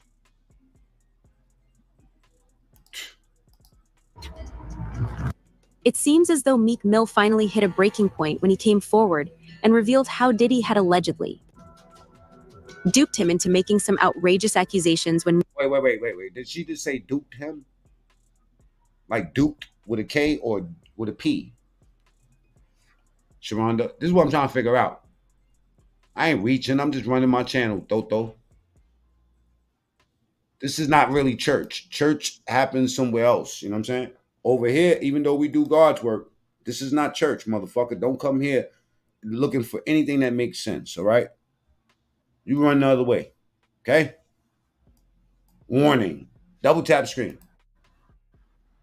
Meek's name was dragged, the drama really got going due a lawsuit against Diddy in which they allege a variety of heinous crimes, including drugging and sexual assault, of which— Boo, I don't want to hear your voice. Salute to her, but I don't want to hear her voice. All right? So let me go to the next clip. Y'all marinate on that while I find it. It says 10 celebrities who tried to warn us about Diddy. Warn y'all, because they ain't nobody need to warn me. I already knew what was up. You know what I'm saying? As soon as I seen them shiny ass suits pop out, I said, you know what? These niggas is going to go bad on each other one day. Bad boy, come out and play. You know I had to jump on this, daddy. Boom, boom, boom, boom, boom, boom, boom, boom, boom, boom, boom, boom, boom, boom, boom, boom. Boom, boom, boom, boom, boom, boom, boom, boom, boom, boom. I'm just waiting for the lights to go up. Boom, boom, boom, boom. All right, let me stop fucking around. The lines whenever somebody described a puffy party. In a 2014 episode of Keeping Up with the Kardashians, Khloe recalled attending a Diddy party where everyone was, quote, butt naked. Stop talking. We met Chloe's new crew of friends. And all I said was, yes. Stop and then talking. I stopped. All I said was, yes. We're going down in history, y'all. Chloe's former— Oh, man, why I ain't got more than 200 likes, man? Y'all all out here voting on the 69. Is Diddy a 69 guard? We already know the answer. 59% says yes. 30% says no. And 10% says no Bentley Farnsworth. I don't even know how that question, I don't even know how that got up there. But is he? brother-in-law, Kanye West, also made comments concerning Diddy that read differently now. In 2022, West called Sean Combs a, quote, fed, claiming he had sold people out to spare himself from jail time. That's why you gotta come at me, because part of the deal for you to be a do all that, and get out of jail is that you promise that you're going to go pull my co-car. Since West is infamous for making wild, often unfounded accusations, these statements initially blended in with his other tirades. Even now, it's hard to say if West's allegations were authentic. Given Combs' current legal issues, though, West's words feel like a warning. Old Usher spent a year living with Combs. Usher opened up about this experience in a 2016 Flavor Camp. Flavor. 2016 interview with Howard Stern. Does he have you doing any chores? Are you doing dishes at all? I mean, to keep you humble somewhat? Or are you just like, can you stay up till 4 a.m. with them and party? I mean, I could. I actually stayed up longer than them. Although he made it sound like a blast, Usher hinted at something more disturbing beneath the surface. Usher said that he didn't, quote, understand what he was even looking at, and, quote, very curious things were taking place. I went there to see the lifestyle. Right. And I saw it. And it was, but I don't know if I could indulge and understand what I was even looking at. Perhaps most telling, Usher made it clear that he wouldn't want his children attending, quote, puffy camp like their father. Regardless, Usher's protege, Justin Bieber, would spend 48 hours with Combs. It may just be speculation, but a fake phone number that Bieber later gave Combs now reads like a cry for help. I mean, you try to get in contact with me, through all my, partners and whatnot, but you never really got my number, so. Correct. My number? Yeah. I'm gonna tell you my number. Yeah. It's 555. Yes. Okay. 5555. Mase. In addition to breaking out as Diddy's hype man in the 90s, Mason Darrell Betha, or Mase, released 3... I don't like when they start asking me questions like, is that Pac in a thong? And my mother's calling me right now on the phone. I swear to God. Every time I say something bad about Tupac, my mother called me on the phone. Hello? Mommy, I'm live right now. I got 484 people here, right? Watching me. And I tell them every time I say something bad about Tupac, you admonish me or you call my phone. Can you prove that you're on the phone right now? Can you just say hi to the people? Say hi, Ma. Oh, hi. That's so funny. Ma, you just called me. Go to my live right now and look at my live. Yeah, what's that, Mommy? Studio albums through Bad Boy Records. Mase eventually had a falling out with Combs and his record label. I never got paid what I was worth, and I never got the respect I was worth. So the disdain that I got for Puff is more like, you trying to keep me here. Leading up to his former collaborator's arrest, Mase claimed Combs cheated him with a $20,000 publishing deal and had been withholding royalties for decades. In a 2022 interview, Combs asserted that Mase owed him $3 million. That's facts. I got the receipt. Second album, you gave money to do a second album, never delivered.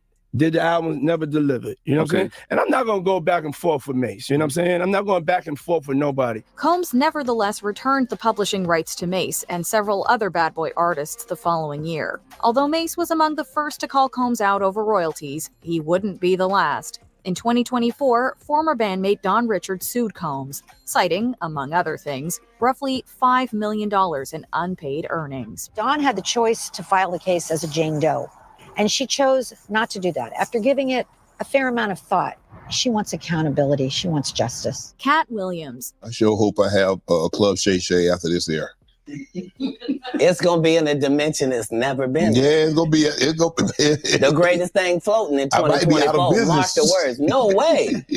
in a whole different realm of business. Comedian Cat Williams is no stranger to run-ins with the law and reported abusive behavior. As such, it's understandable why some would call Williams' credibility into question. In January 2024, though, Williams made several remarks about Combs that only became more relevant in the months to come. On Shannon Sharp's Club Shay Shay podcast, Williams touched upon the now notorious Diddy parties, advising people to just say no. And you gotta tell him no. You got to tell him no. I did.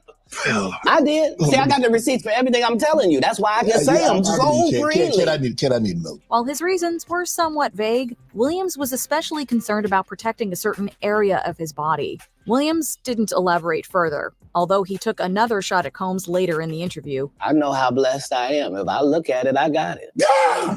That's how Diddy be feeling. No, come on, man.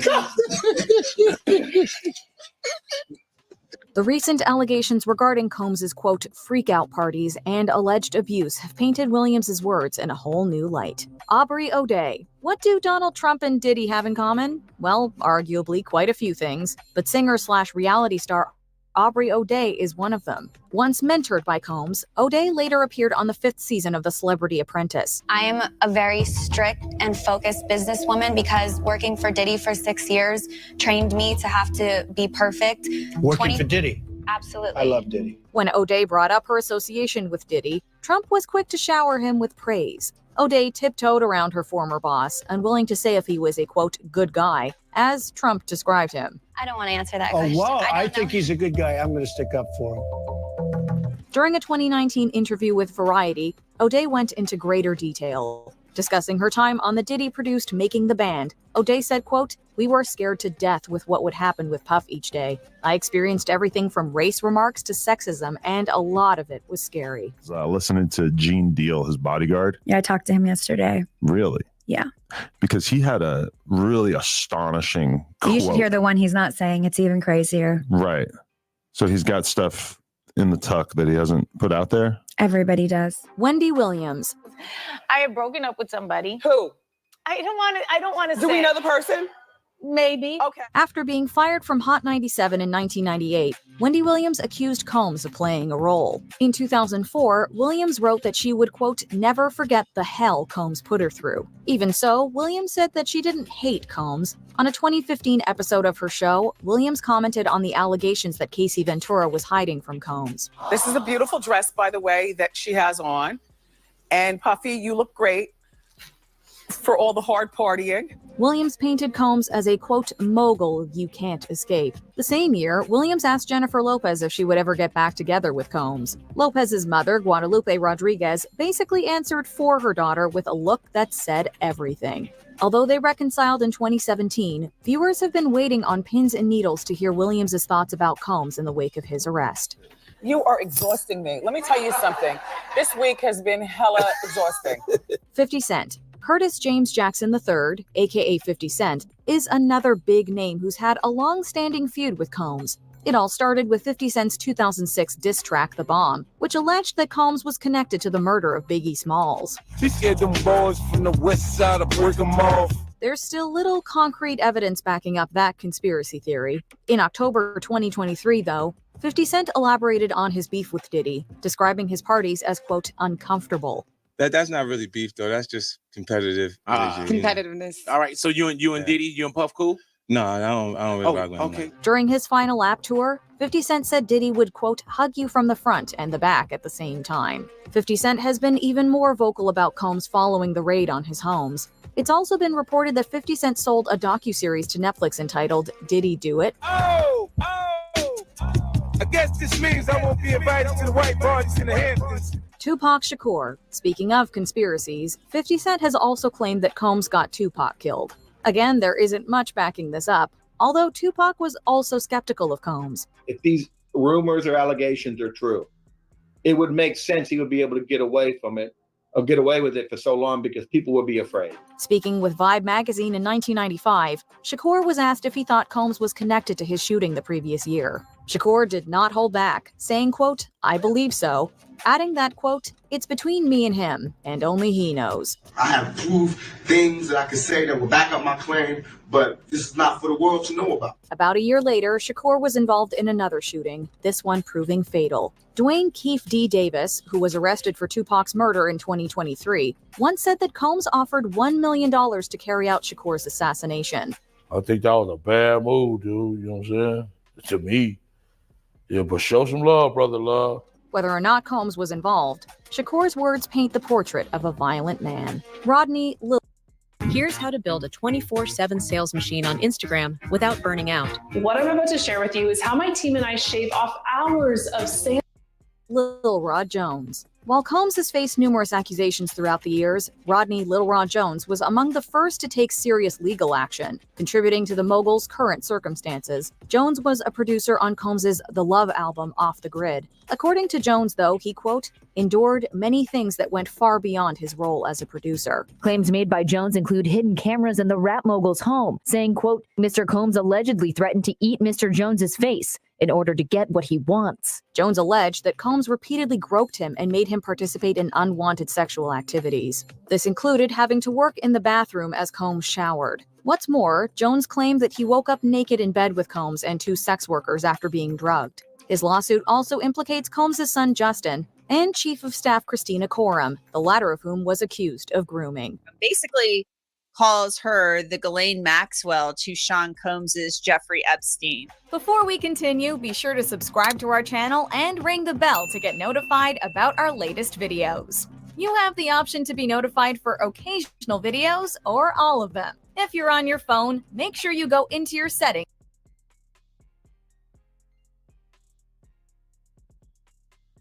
Oh shit, my bad. Y'all motherfuckers still, y'all sat around here and watched that Tupac picture all that time.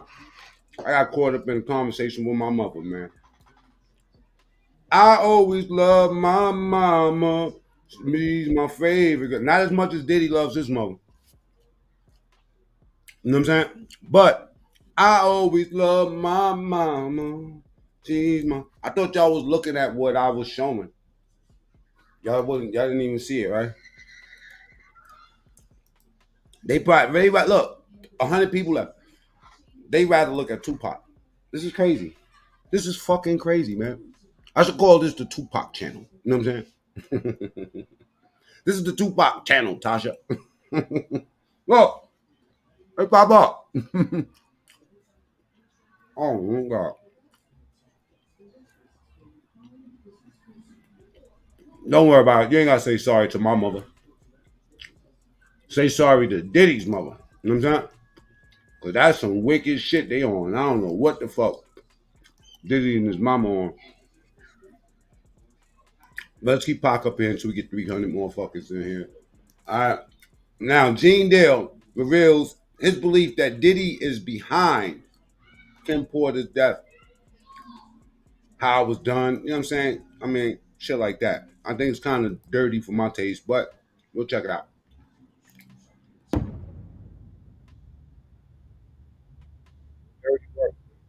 You see how Albie Shore, he came out saying that Kim Porter death needs to be looked into? I think that Al being his ex-wife, he have every right knowing about the stuff that came out about Diddy and what he was doing. You understand what he has done in the past, and people have overlooked it. By him coming out and saying that he hoped that he could get her case reopened. There was a guy called John the Paperwork Party. They would put in an open petition to get Kim's case reopened. You understand what I'm saying? So I'll be sure doing this is showing that, you know, he still got love for Quincy's mother. He still want to find out the truth because allegedly Kim was fine the day before and the day of her death. And then now she found in the bed dead from pneumonia. That just don't sound right, bro. That don't sound right at all. So you feel the same way about her death being suspect? I don't think nobody in America think it's nothing suspicious about Kim's death, bro. If you are rich like that, you could, you know, Kim had, I think a net worth of like, what, 12 million a year or something like that? Kim could have called any doctor to come over and look at her. If she was that bad, you know,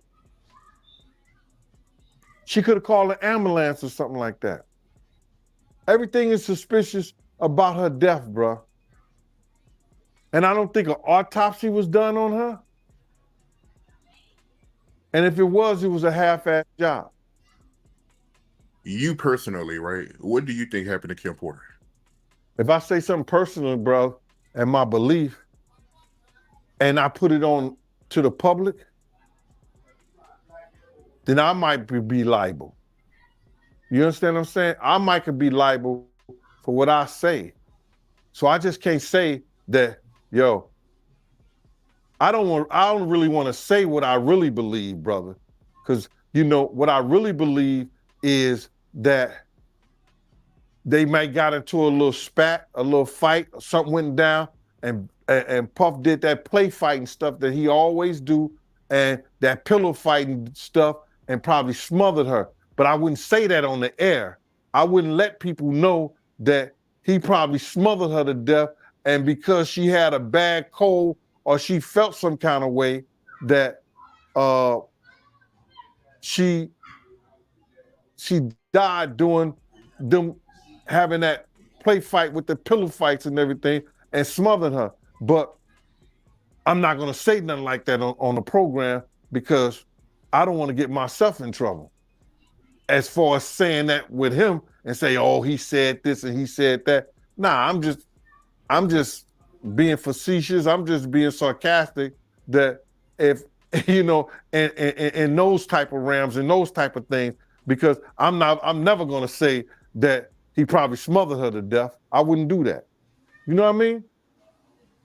And then all of a sudden they rush to do the coroner come in and say, yo, she had pneumonia. She died of pneumonia, but nobody did no autopsy or nothing like that. Get out of here.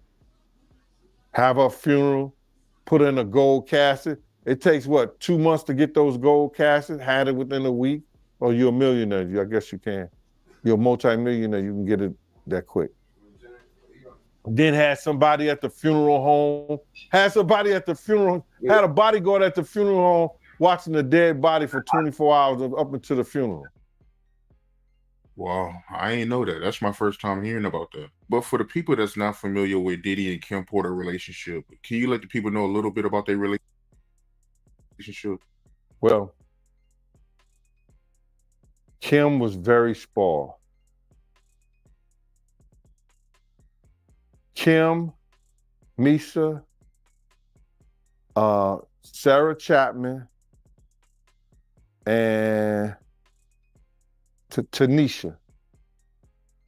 Not so more Mase, but it was Tanisha, Sarah Chapman, and Kim.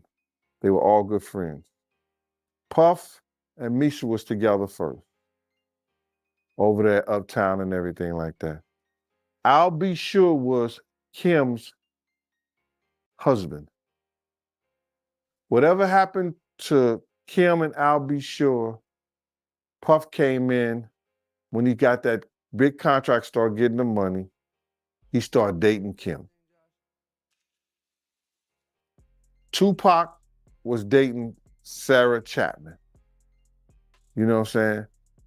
Tanisha, she was with this dude that used to hang with Puff and them named Dodd and whoever else.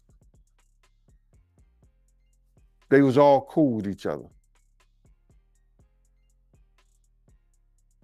Puff, outside the physical abuse, treated Kim like a king's queen. She ain't have to work. She did little acting jobs, little commercials. Got everything she wanted. Lived on 70-something Park Avenue. Not Park Avenue, 70-something on the west side by Columbus Avenue. Nice apartment. Had a maid, had a babysitter.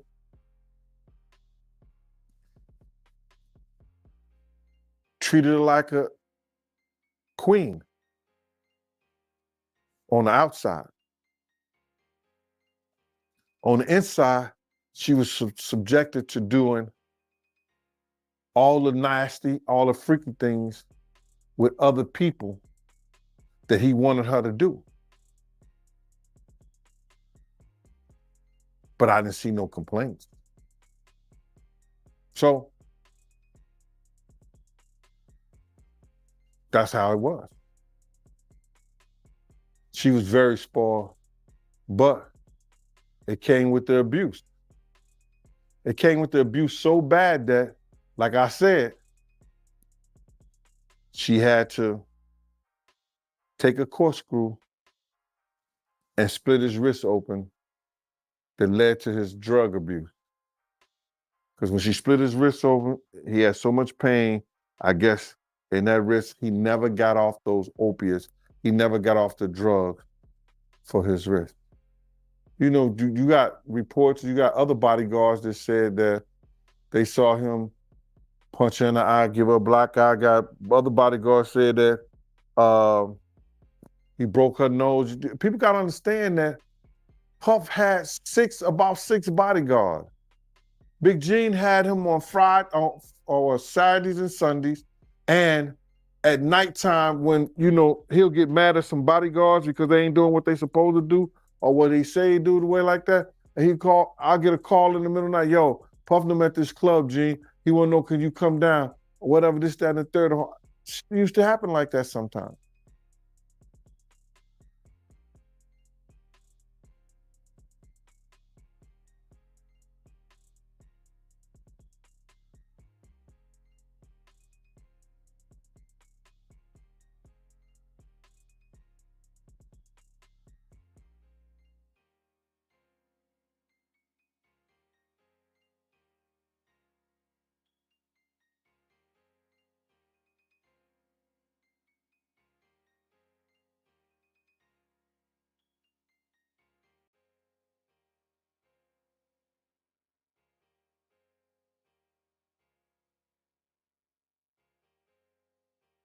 Relationships get ugly, you know, and sometimes it doesn't come out into the forefront the way this one has come out. Welcome to Ms. Mojo. And today, we're rewinding several interviews that retroactively left us asking, what did Diddy say? You're going to hear about my party. They're going to be shutting them down. They're going to probably be arresting me, doing all types of crazy things just because we want to have a good time. Representing The Wendy Williams Show. After Hot 97 fired Wendy Williams in 1998, she accused Sean P. Diddy Combs of using his money and influence to, quote, try to crush her in New York. Almost 2 decades after their beef started, Williams welcomed Diddy onto her talk show, seemingly on good terms. I know I pissed a lot of people off, including you. Mm-hmm. But this is a full circle moment, everybody. Yes. Get into adult conversation. Yeah. Full circle. Yeah. While Diddy presents himself as someone who's matured into a role model, several moments are now traced with irony. Williams inquires about Diddy's lifestyle and the people he surrounds himself with, asking if they, quote, violate him. She meant financially, but her phrasing proved prognostic. You threw a house party and I got the footage, okay? Look at this. Now, who has this many people at their house? Puff and or Sean, Diddy, Doody, what do I call you? Diddy later discusses setting a positive example for African-American males and his charter school, Capital Prep. Diddy's partnership with the school unsurprisingly ended in November 2023. A sexual assault accusation surfaced. Our children are expected not just to learn to read, write, and compute, but to use that which they've learned to improve their community. Defending Justin Bieber. Access Hollywood. The allegations against Diddy have made people reassess his relationships with several young proteges, including Justin Bieber. Diddy's 48 hours with Bieber in particular isn't as cool as it seemed in 2009. Where we hanging out and what we doing, we can't really disclose, but it's definitely a 15-year-old's dream. Although Diddy is in trouble with the law now, the positions were reversed in 2014 when Bieber got arrested for a DUI. Diddy defended Bieber in an Access Hollywood interview. He acknowledged that the pop star had made mistakes, but Diddy vowed to help him stay, quote, on the right track. I don't think that he should be judged like he's not a human being or he's not a teenager that has to hit some stumbling blocks. You know what I'm saying? It's just not fair to make him a perfect human being. Fast forward almost a decade, Bieber's arrest feels innocent compared to Combs's. Bieber wasn't as quick to rush to Diddy's defense. A source claims that Bieber doesn't want to focus on Diddy's scandal, instead dedicating his time to being, quote, a great dad and husband. Does he want to have, any affiliation with any of this? No. But I think that even for him, where he is in his life right now, I think it is a smart thing for him to just not even get involved in anything. Keep J-Lo's name. I don't know how I used to work before Monday.com. The work management platform? Nah, I don't like people telling me how to work. I have my own ways. Oh, excuse me, Mr. Unique Snowflake, but you can customize Monday.com to fit however you choose to. Name out your mouth. Jimmy Kimmel Live. In late 2023, shortly before Cassie Ventura filed her lawsuit against Diddy, the rapper sat down with Jimmy Kimmel. The host asked about a rumor circulating amid the release of Jada Pinkett Smith's memoir, Worthy. According to somebody claiming to be Diddy's former security guard, Will and Jada wanted to have a threesome with Jennifer Lopez. Is Diddy a 69 guard? Hey, run for your life. Is Diddy 69 guard? I actually had the volume off, man. I've been on the phone the whole entire time. Hey, run for your life. Let me hear you say OV-ho, OV-ho. Let me hear you say OV-ho, OV. Then step this way, step the way, step this way, and step that way. But make sure you step in. Are you ass first? Yeah, you went up in there. He was dating Lopez at the time, allegedly threatening to beat up Will Smith. Hearing Kimmel relay this tale, Diddy initially responded with, "My friend," or "Are you locked in?" Can y'all double tap screen? Get the lights up, please. Are you locked in? Are you my friend? Then step this way, but never step this way. So step this way. Damn slavery. with a stone-cold stare. He quickly changed his tune, laughing it off and denying such gossip. I don't know what you're talking about. Jimmy, I thought we was friends. What is this? Whether or not this story is completely fabricated, it's far from the most shocking thing Diddy has been accused of.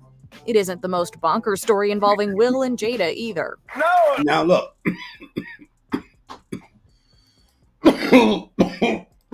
No Tupac. You know my show is likely to take any type of turn, right? Can we double tap the screen and get the lights up, right? I did bump into this video. It says the moment he realized it's first-degree murder.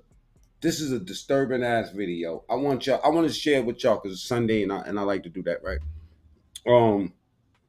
Are you my friend? Are you locked in?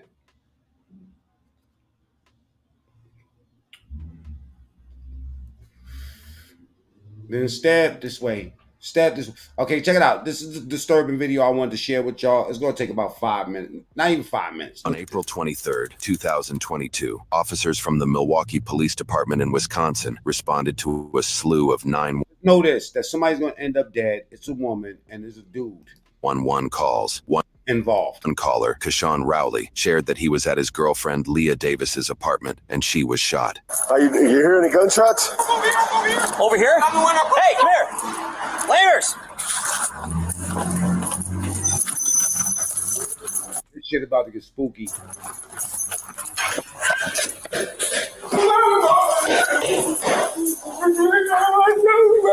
Stand over there. Stand over there.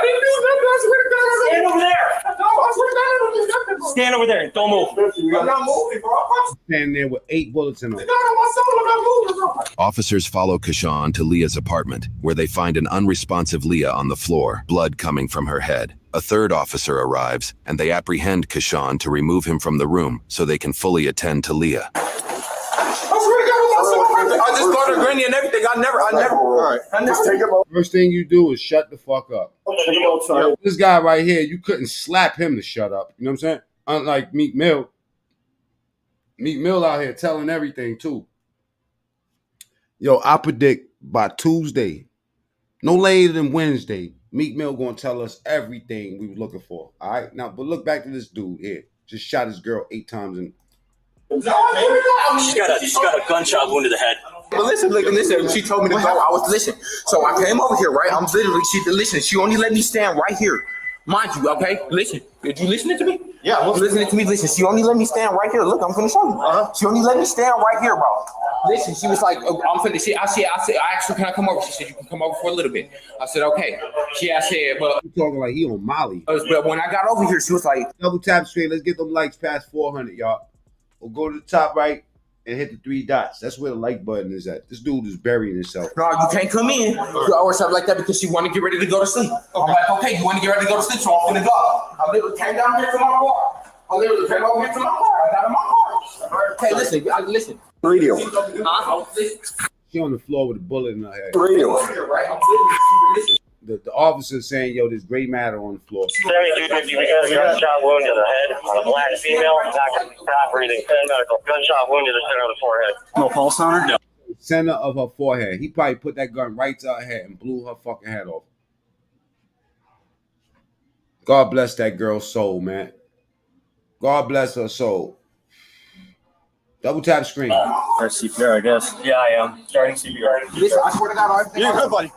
Huh? You're good, buddy. Okay, look, I swear to God on everything I love. Listen, I came to my car. The moment I opened my car door, I heard 8 shots come from her apartment. I literally, bro, I'm thinking somebody shooting, shooting else somewhere, so I pull up the street. I'm like, damn. I would have never known it was 8 shots. But I turn around because I'm like, dog, bro, that's my girl, bro. I really love this girl to death.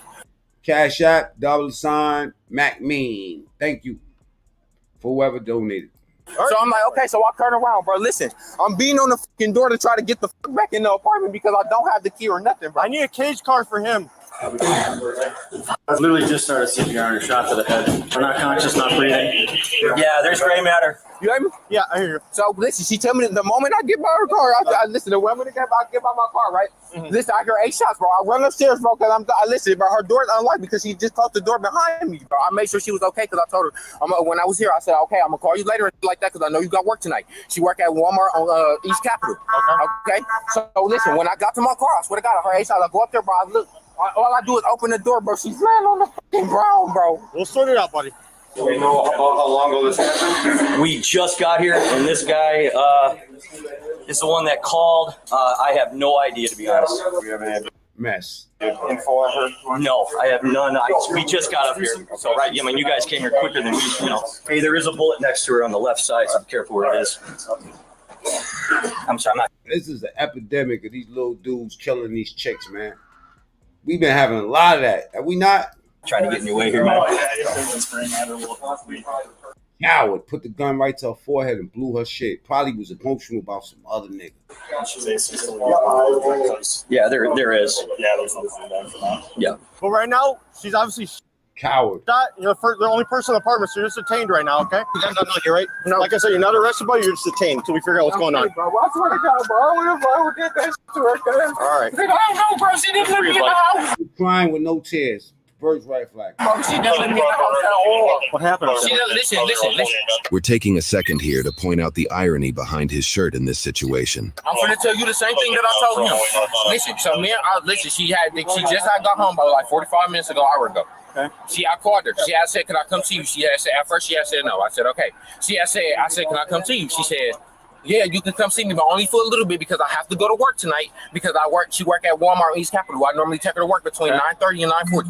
I said, "Okay." When I got up, somehow I feel like he's telling the truth, but I don't know what's going to happen at the end. Over there, when I got over here, she only let me stand in the door. She didn't let me go in the house or nothing like that, bro. Nothing. Like, that's my girlfriend. I've been over there multiple times. So but she didn't let me go over there. So she had said, "Okay." You be trolling Pac, man. We know that he wasn't zesty, right? Pac wasn't zesty because you know what? The world I come from, I'm from the 70s, man. This right here is like, you know what I'm saying? This is like boxer shorts. This ain't right. You know what I mean? Now I can see if it was a thong or something. It's the hair from the side of the shit that people just can't get with. You know what I'm saying? Like in my book, this is boxer shorts. You know what I'm saying? "Hey, you have to leave because I'm finna get ready to go to sleep." I said, "Okay." I literally walked down the stairs. I came out the door. She closed the door behind me. I told her, I said, "Okay, I'm gonna call you later and make sure that you good and that you okay because I know you got work." And I told her to call me if you need a ride to work. Okay, this is what I do on the daily. So I said, "Okay." I literally got to my car door. He was just crying, and I don't believe this nigga. He guilty. He was just crying and then he got no tears. And now look, all the tears are just dried up. Look at this cop looking at him. He want to slap the shit out of him. You shot this girl head, blew her brain clean off. I literally go to open my car door and I hear 8 shots coming out her apartment. Not her apartment, but the fucking. How you know it was her apartment? How you know it was 8 shots? He just fucked up. Boy, you know you done fucked up, right? But bro, it's inconsistent. Who? This guy here? I know I'm inconsistent. There's nothing wrong with that. But him being inconsistent, there's something wrong with that. He said 8 shots came out of her apartment. House comp. How you okay, know? because I know you got work. And I told her to call me if you need a ride to work. Okay, this is what I do on the daily. So I said, okay. I literally got to my car door. I literally go to open my car door and I hear 8 shots coming out her apartment. Not her apartment, but the. I'm telling you, they're gonna look at this nigga's phone and that's gonna fuck him over. I could predict that right now. His phone's gonna fuck him over. House complex. You know what I'm saying? So then I'm getting scared. Like all I'm hearing is shots. Huh? Which car is yours? Black Charger right there. Right here? It's parked the wrong way? Yeah, it's parked the wrong way. Lamers. Oh, parked the wrong way because he came in there hot. Bitch, I'm gonna kill you when I come over there. There you are. Okay. I'm trying to find an ID. I'm trying to look for the gun. Sorry, no, you're good. You're good. I'm just trying to make sure there's no gun in here. Fucking coward. 2250, they're calling it DOE. What happened after that? What'd you do? Because listen, I got up in the car, bro. I pulled up. I'm like, what the f*** they shooting? But you know what I'm saying? I don't want to get shot. Shit, you know what I'm saying? I'm an innocent bystander. Or whatever. I don't want him to come outside or whatever the case may be and shoot me. So I'm like, okay, bet. So how you know it's her apartment? This is where we going wrong at, people. Literally, but I turn around like that. I literally turn around. I pull the back up, bro. I'm banging on the fucking door to get back up in there because I don't have the keys to her apartment. I cannot get in that complex. What? I'm trying to sort out what's going on right now, man. We'll come talk to you in a second. You know what I'm saying? Listen, I swear to God on everything I love. So you went back in? No, I went back in after the shots. I went back in after the shot because I knocked on the. I had 3 different stories just now. And the neighbor opened the door for me. Okay. And you never opened, and I went back upstairs. Was your door open? Yeah, the door was already unlocked. Okay, yelling. I'm telling you, the door is already unlocked. I'm literally trying to check. I'm like, what's wrong? What's wrong? Whoa! He's trying to make himself cry. This nigga is out of here. All I see is blood on the floor. I'm like, what's going on? What's going on? Yeah, no, it's in my car. Okay. What's your name? Keyshawn. Keshawn. Rousey. Does that look like a bullet hole in the wall right in front of you? Right there? Yeah, that's what that is. Looks like you got some brain matter over here. Yeah, it came in through here. Some brain matter's on her lap. Is that one right there? Or not? That's probably. Looks like she might have been came up in that crib busting. Shot twice. Unless she held up her arm in front of her. Here's the exit wound. Okay. Brain matter. 5 wounds total. 1, 2. 1 in the other arm. And then the 2 in the head. And look at there's stuff all over here. All up here. Dude, look through the window. Yeah, it's brain matter right on the window. Bro, he blew her fucking head off. I'm trying to figure out.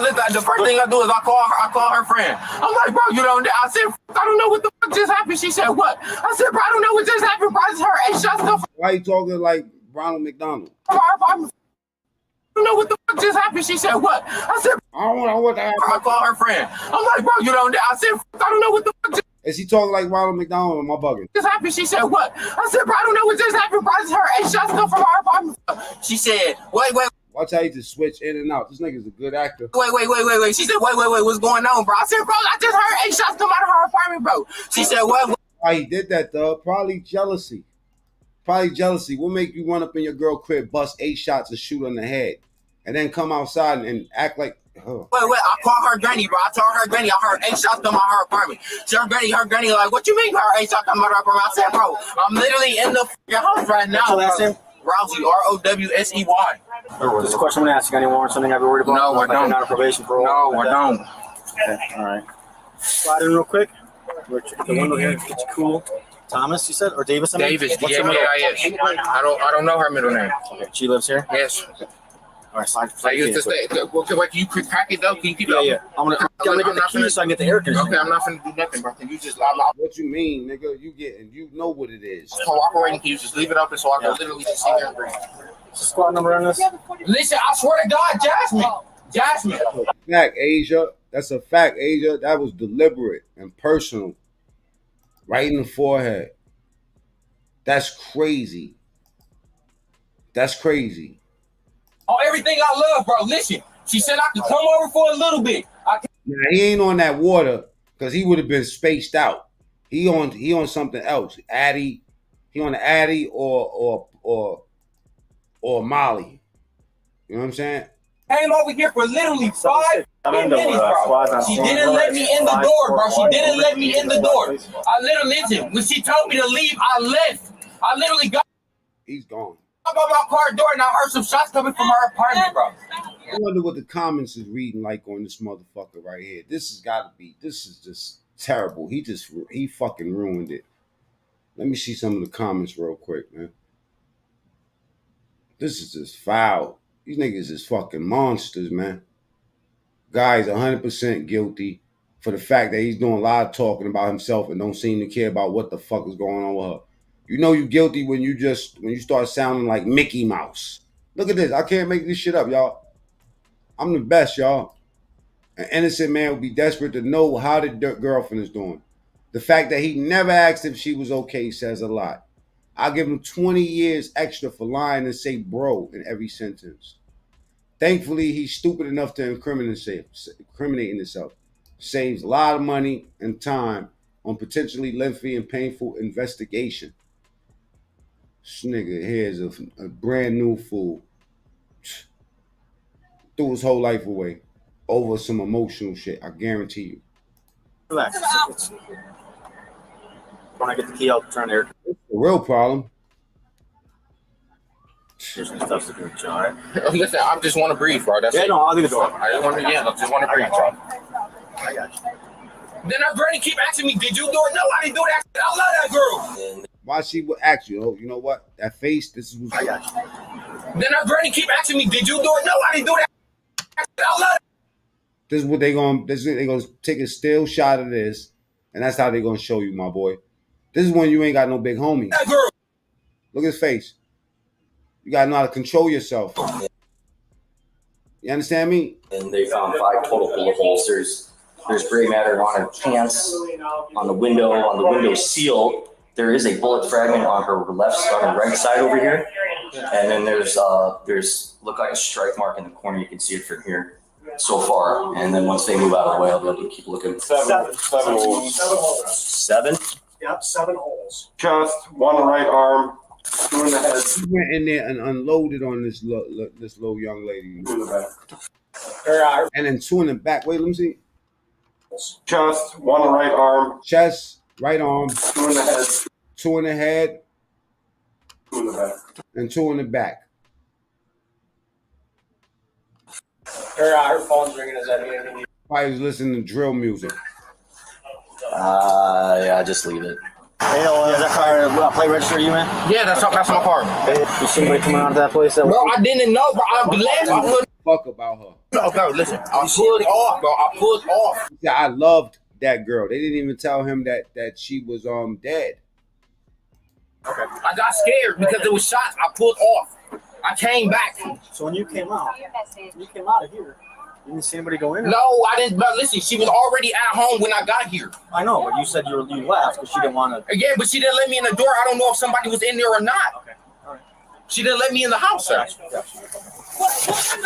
Double tap the screen. Let's get the likes up. It's Sunday. Thank y'all for being here with the kid, Mac being True Story. Subscribe to the channel.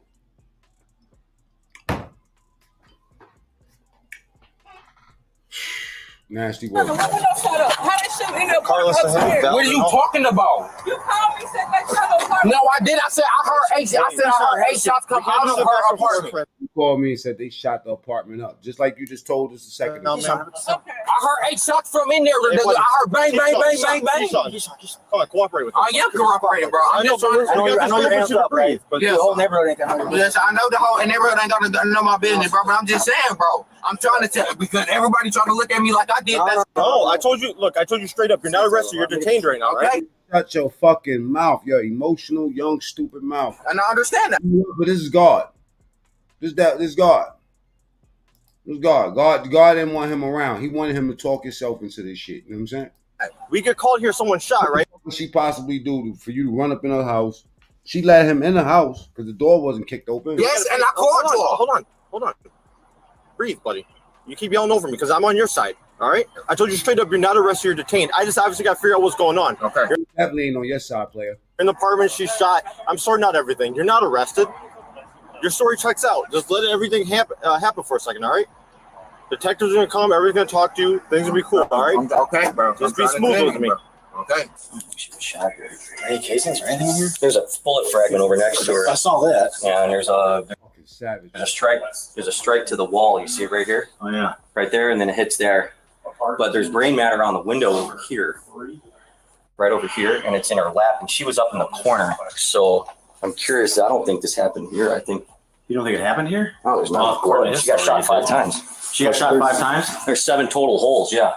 Yeah, he said he heard 8 gunshots. Yeah, there's no one else He's running through the crib. in here. This was unlocked. Hey, I'm not, bro. Can I just breathe? I'm breathing. No, but you're trying to talk to them. No, I'm not, bro. I'm just letting you know. I got alibis, bro. Right when I just with you, bro. I got an alibi, bro. I've been with you all day, bro. I just dropped you off over your auntie thing. I mean, over there by the court, bro, so you can play with Trey on them. I just was with you, bro. Oh no, he's a dickhead. Last one, I'm gonna have to close the door, buddy. Okay. Anything else? That's a fact. She was trying to get up out of there. No, there's nothing else in there. He had 3 callers, and he's one of them. Not one. He was on his way out, and then seen people seeing him, and said, "Fuck it, let me call the police." You dig? Probably couldn't do nothing else. Probably was on his way up out of there. Kissing on here. His quick story was he had come over here.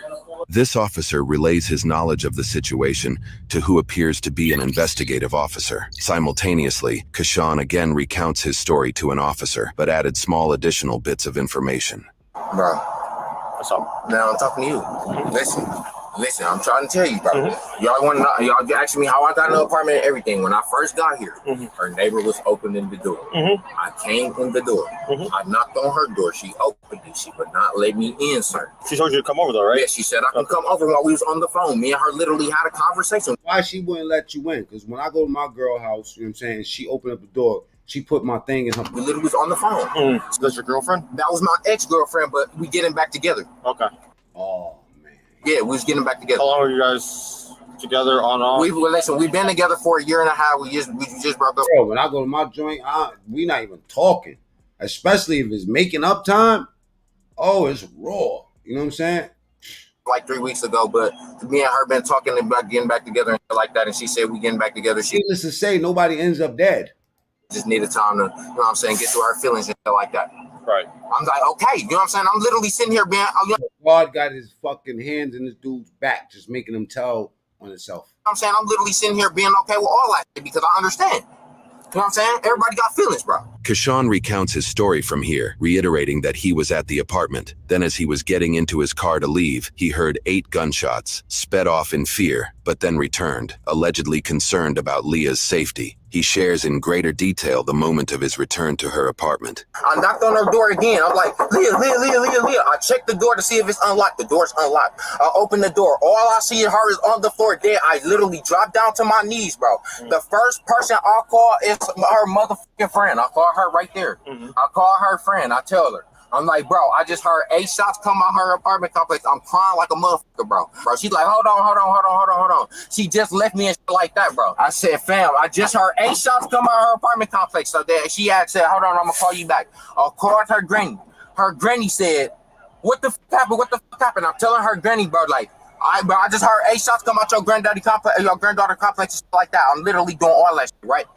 All I know is, bro, I literally, bro, I swear to God on my soul, I'm like, bro, what the fuck is this? She asking me, did I Ronald McDonald, Mickey Mouse do it? I said, I did not do it. I said, I didn't do it. I said, I don't know, bro. I said, she didn't let me in the house. Did you see somebody run out? I sped down the street. I sped down the street, bro. I didn't see nobody run in and out. When you heard the shots fired out here, you didn't see anybody run out the apartment? No, I didn't. He had to do life because he couldn't get his fucking emotions together. I drove off. Do you think someone was in there? Got one chair. Bro, I don't know. She didn't let me through the door. Okay. All right, man. He was in the apartment when we got here. He was in the apartment? Yeah. Yes, I can't listen. I had the door. Look, I'm sorry. I'm trying to. I know you gave. I got the black thing, but I got the black thing held open so I can get back into the house because I don't have a key to get back in. I hear you, buddy. Just take a seat. You guys got the keys for 541? Yeah, that's my guys. Yeah, the guy that probably the possible suspect is sitting in the back of it. It's not running.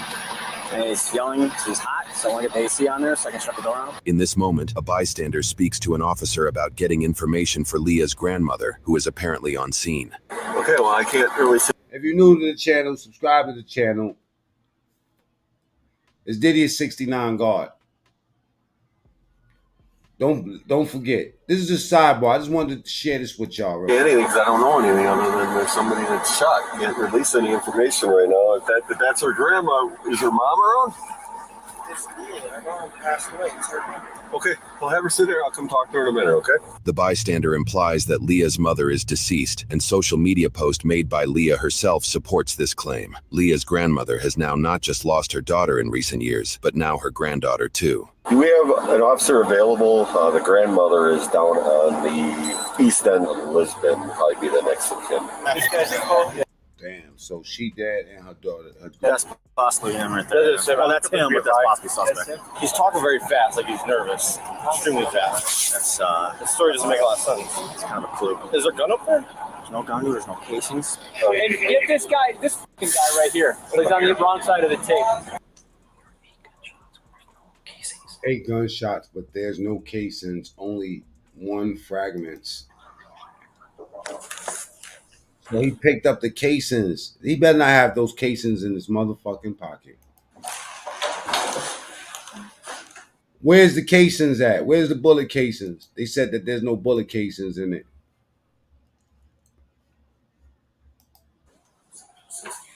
I'm sorry, I'm so scared to come out. Yeah, just stay inside for now. Okay. Did you hear anything? You're right next door.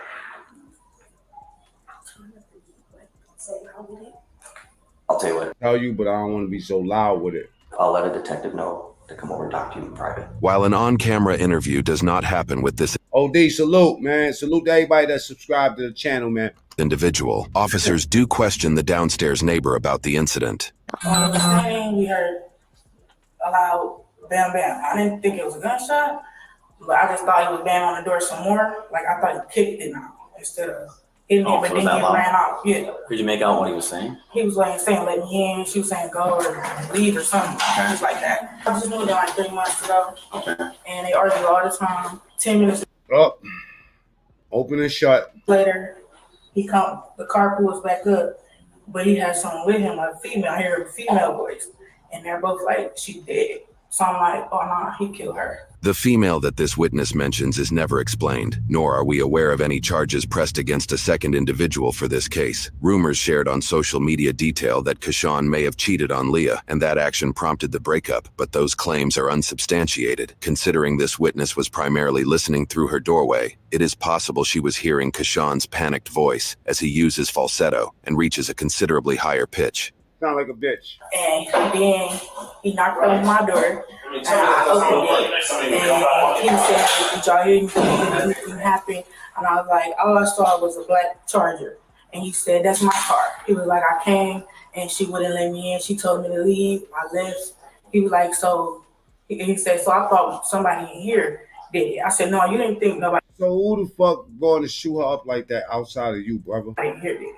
So that's why I called the police. Okay. Because I see he's trying to flip it. I just closed my door. Had you call the police prior to him knocking on your door? Yeah. Okay, you're Yeah, but I'm just saying. Okay. In the video we obtained, Kashawn never implies that a neighbor might be responsible, nor did he mention talking to the downstairs neighbor after supposedly discovering Leah's body. That's what I'm saying. It's tight. You see that? What the heck had cuffs? Bro, I'm trying to tell you, bro. I didn't do that shit, my nigga. Okay, nobody's. Relax. Okay. Y'all finna have me send in the cell and shit, bro? No. Don't worry about it. Okay? Right now, they're gonna talk to you about what you saw. Okay, bro. Okay. Meet John, the first time. Nah, it looked like he ran out of bullets. She not blessed to be. Yeah, she is blessed to be alive. He knocked on the door to see who heard what. That's what he did. According to news reports, investigators found more details. Called everybody and called the police last. Surrounding the 911 calls. The first call revealed further suspicion of Kashawn's actions. Allegedly, before Kashawn called 911, he called a friend and shared that Leah had been shot at her apartment. Kashawn told officers this information on scene. However, his friend revealed Kashawn left out the bit of information where he allegedly admitted to shooting Leah, which is what prompted the friend to make the first 911 call. Investigators interviewed others. Homie told on his ass. He's like, I got you, bro. Homies over hoes. Woo the homie. Do the homie. Dude, y'all remember Gangstalicious, right? Don't act like y'all ain't remember Gangstalicious, man. Niggas with the man purses and all that. They came out, Lil Zesty. What was his name? Killed all his friends. No, that was Uzi. All my friends are dead. I'm talking about the nigga that really went out and killed two of his friends. YMW Melly. You remember he was dressing the same way. He was dressing the same way, just like this guy, Lil Uzi Vert.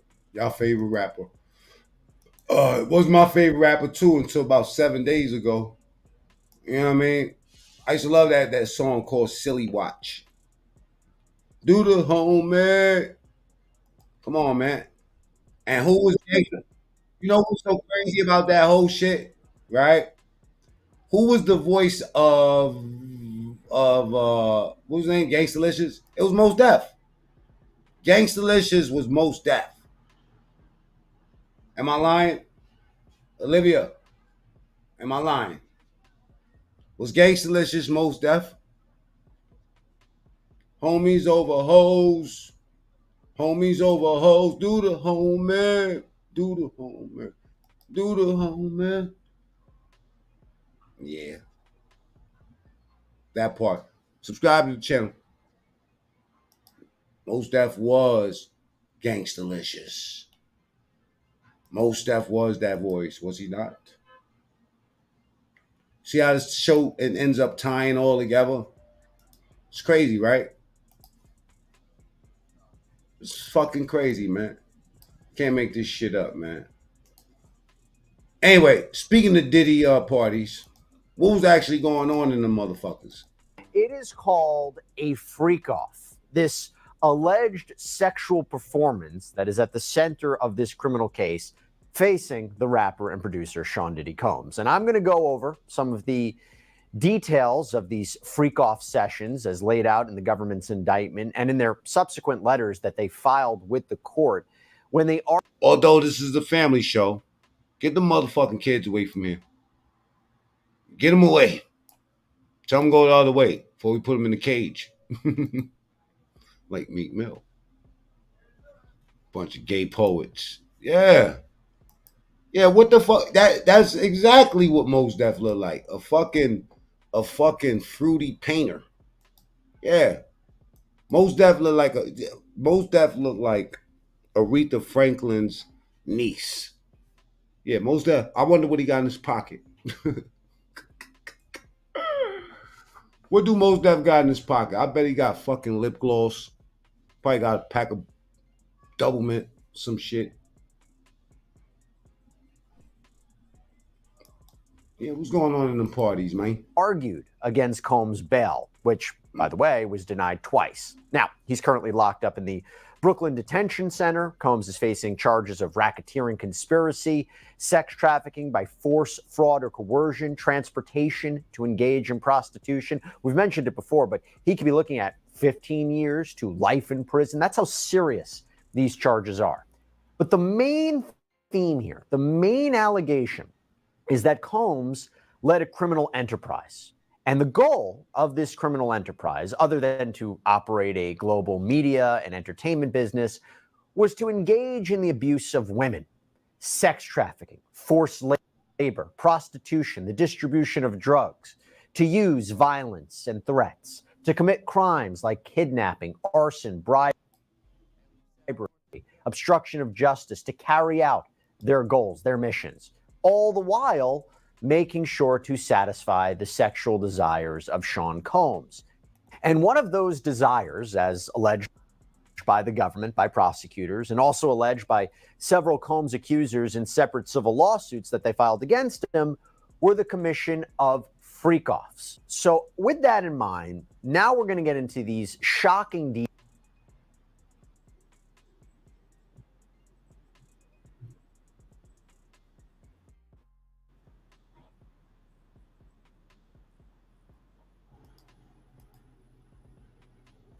details surrounding these freak-offs. And I guess we should start with saying, what are freak-offs, right? Well, let's go to the indictment. It says, quote, Combs and other members and associates of the Combs enterprise wielded the power and prestige of Combs' role at the Combs business to intimidate, threaten, and lure female victims into Combs' orbit, often under the pretense of a romantic relationship. Combs then used force, threats of force, and coercion to cause victims to engage in extended sex acts with male commercial sex workers that Combs referred to as, among other things, freak-offs. Freak-offs were elaborate and produced sex performances that Combs arranged, directed, pleasured himself during, and often electronically recorded. Now, while this indictment came down, I said at the time, this may be a term that is foreign to any person that was not familiar with Sean Combs, but for me, who's been following this whole saga for, a year now, I have heard this term multiple times. Because in the Cassandra Ventura lawsuit, Combs' ex-girlfriend, and Rodney Little Rod Jones lawsuit, this is Combs' former producer, they discussed the freak-offs in their sexual assault lawsuits. Now, Ventura alleged, among other things, that Combs would demand her participation in freak-offs and that she would have to be forced to hire the male sex workers and that this could happen at any random moment. Jones alleged, among other things, that Combs' son Justin Combs and DJ and record producer Stevie J would engage in freak-offs. Now, to be clear, those specific allegations, those names, those details were not mentioned as part of the criminal case. I will tell you, though, that the idea of this freak-off, now that it is officially part of the criminal case, now that it's mentioned multiple times, this makes me wonder two things from a legal point of view. Number one, it is such a wild concept and a phraseology that it's hard to believe that this is something that was just made up by Combs' accusers. And when I say Combs' accusers, could that be Ventura? Yes. Could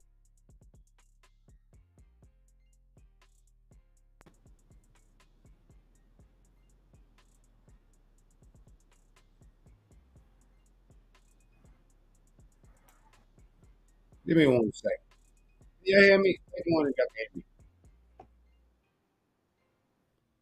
My thing just messed up. I had to do some wild shit real quick to get it back together. Double tap the screen. Y'all know what's going on around y'all. We do not know who the accusers are, the victims are in this criminal case, who the government's witnesses are. This is about to get too wild for me, man. I have to get off of this, man. This is about to get way too wild for me. I ain't gonna lie to y'all. Lemon pills everywhere.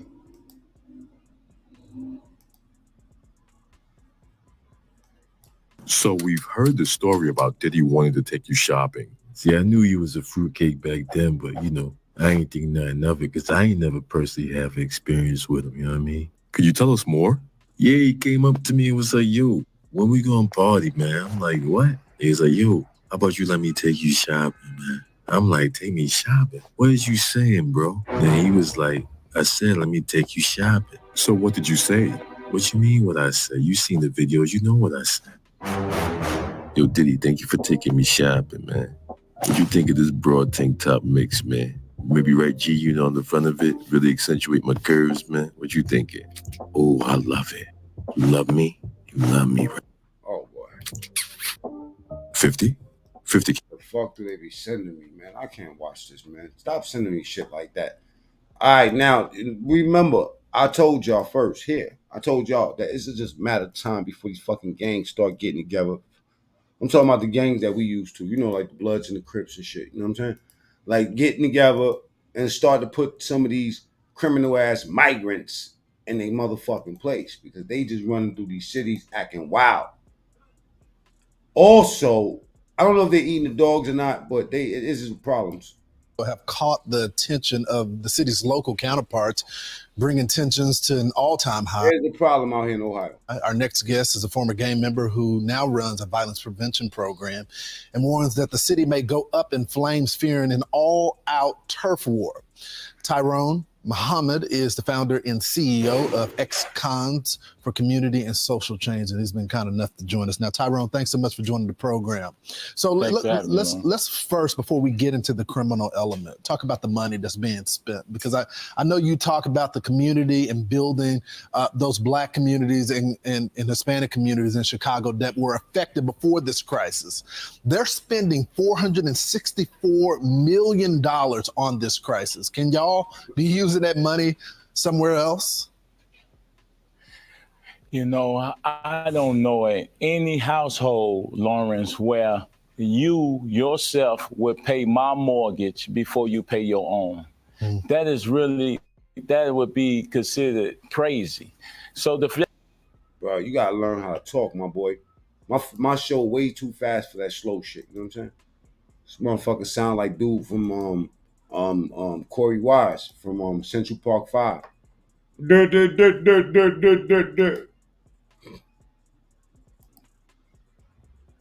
street gang has rapidly gained a... It says Venezuelan gang tank over NYC migrant shelter. I think they milking the headlines now, man. I don't think the Venezuelans is that bad. If you're in New York, are they that bad in New York, man? Foothold in New I doubt it. I think this shit is starting to become a smear campaign. York City. I blame it on the other ones. Do I have to say the other ones? Exploiting the migrant crisis to build a violent criminal empire. Originally from Venezuela, the gang has 200,000 asylum seekers have come here without the intention of joining gangs or committing crime. This gang from Venezuela is forcing people in our shelters to join them, and they aren't taking no for an answer. America has allowed gangs to enter our country. Randall's Island, where a large tent city has been set up to accommodate migrants, has become a recruitment hub for the gang. Prende Aragua uses fear tactics to strong-arm migrants into joining, threatening their families back home if they resist. Do you feel... I think they smearing the Venezuelans. What y'all think?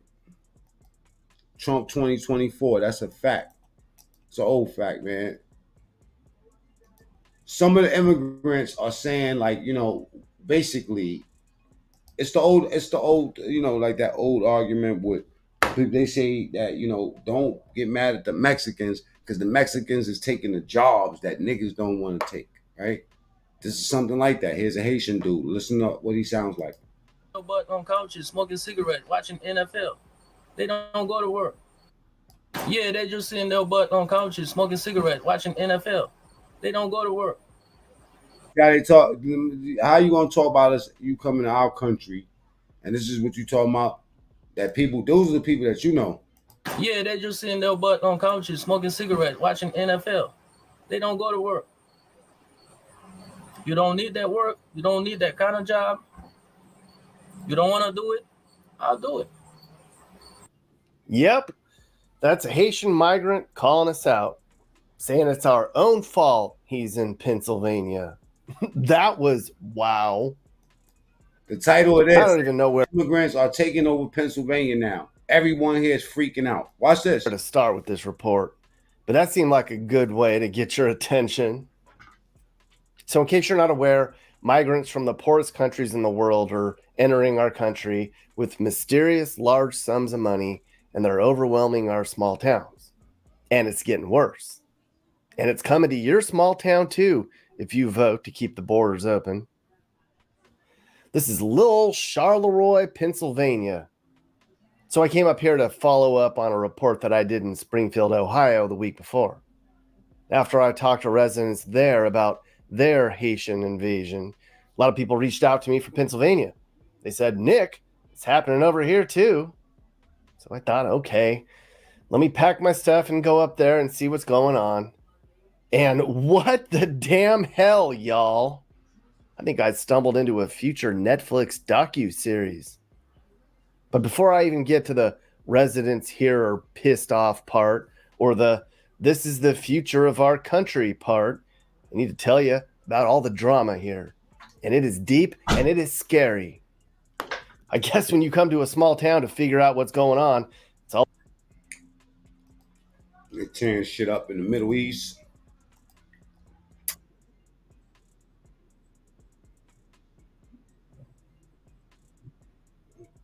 Israel killed the leader of Hezbollah. I heard they smacked up Beirut up too, man. Shit be scary, man. That's why we gotta get Trump in office, y'all. Without Trump, we going to World War III, y'all. I hope y'all know how to plant. If they send one of those missiles get through one of these cities, it's gonna be up in smoke. Especially if you got an emotional ass woman behind the wheel. Press the button. Let me see shit go boom. Israel killing the leader of the terrorist group Hezbollah in an airstrike. And I think that there is women that can run the country, just not her. Just not her. I think Hillary would have been better than her. Right. The attack could trigger a larger war, and we want to take a brief moment to explain why. We've been covering Israel's war with Hamas in Gaza. That's there. You see it. To Israel's southwest. Hamas led the October 7th massacres on Israel. But since that day, almost a year ago, Israel has also been attacked from the north by Hezbollah, which is based in Lebanon and also opposes Israel's right to exist. Hezbollah launching a near daily barrage of rockets, forcing tens of thousands of Israelis living in the north to evacuate their homes for nearly a year and counting. And one last player in all of this, Iran, which closely supports Hezbollah and has already vowed revenge. Israel has ramped up its attacks on Hezbollah in recent what happens after Iran jump in? weeks, and now there are questions of whether a ground assault is next. Matt Bradley reports from Lebanon tonight. Tonight, the streets of Lebanon erupting with rage and sorrow. We're waiting for you. We're waiting for your smile. We're waiting for your voice, said this mourner in Beirut. Please rise. After the Iranian-backed militant group Hezbollah confirmed the death of its leader Hassan Nasrallah in Israeli airstrikes the day before. A succession of deeply penetrating bombs that leveled several residential buildings, the death toll still unknown. We witnessed the blast from our live position. Well, you're still seeing the smoke rising from this attack right in the southern area of Beirut. Yo, Israel is nasty.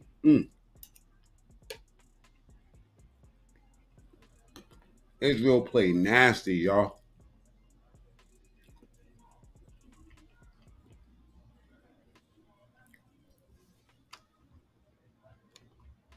Right on Hezbollah's main command and control center, according to the Israelis. And this was a loud boom, and we heard it rattling the windows here. Venerated and beloved by millions across the Arab and Muslim worlds, Nasrallah was designated as a terrorist by the... Oh, y'all bugged out, man. Y'all hit him.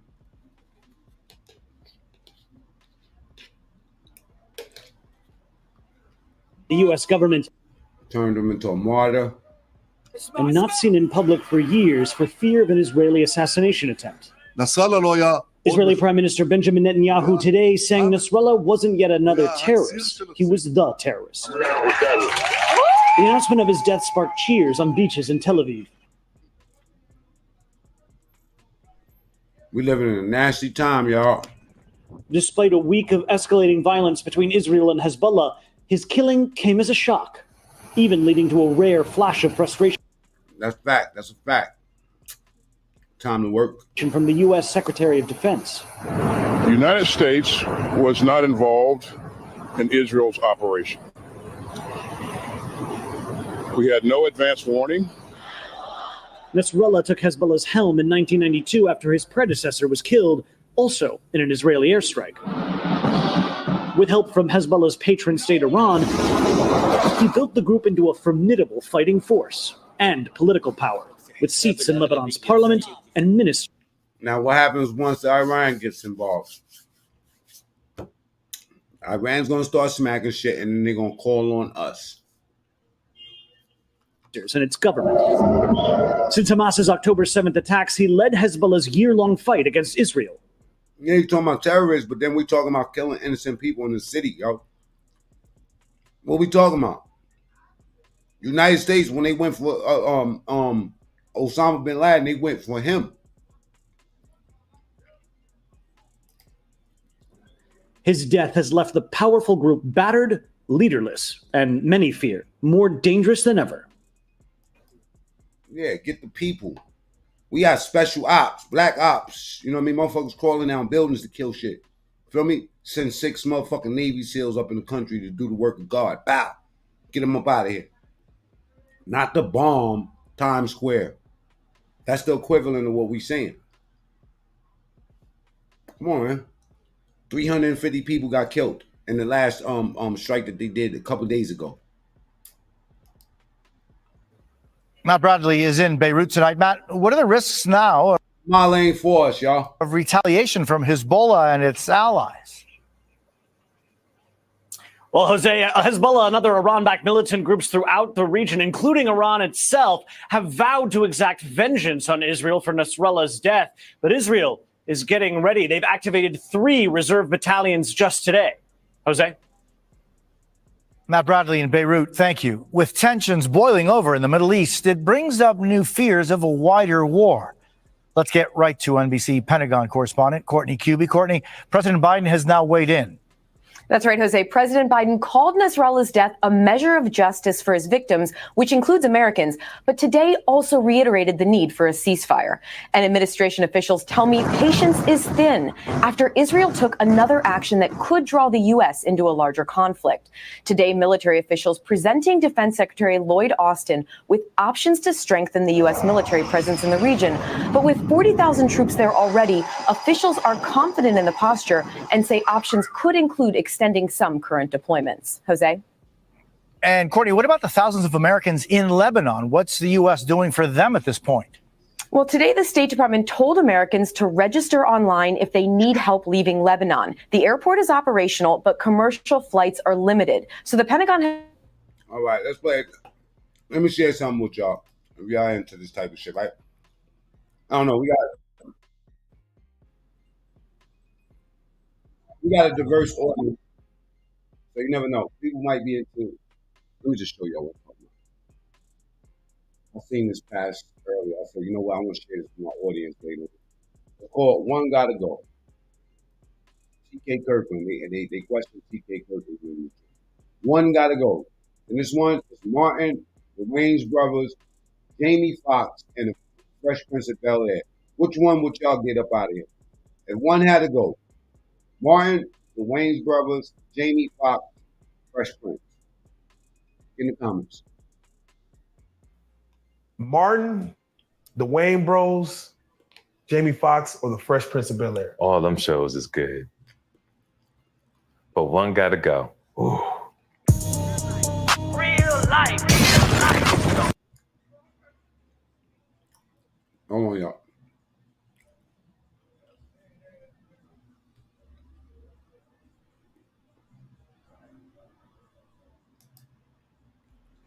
And if tomorrow, if you just show that to me tomorrow, I think it would be a different answer tomorrow too.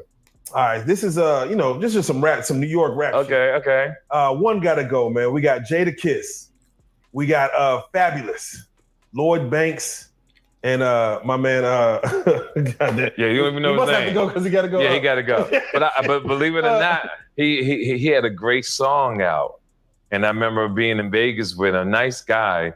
But as far as talent-wise, he was a one-hit wonder. So he got Cannabis. He had a beef with LL Cool J. I think. I don't think. Is that Cannabis? Yes, Cannabis. Okay. Yeah, I think I'm gonna knock you out. Was figure where we left off.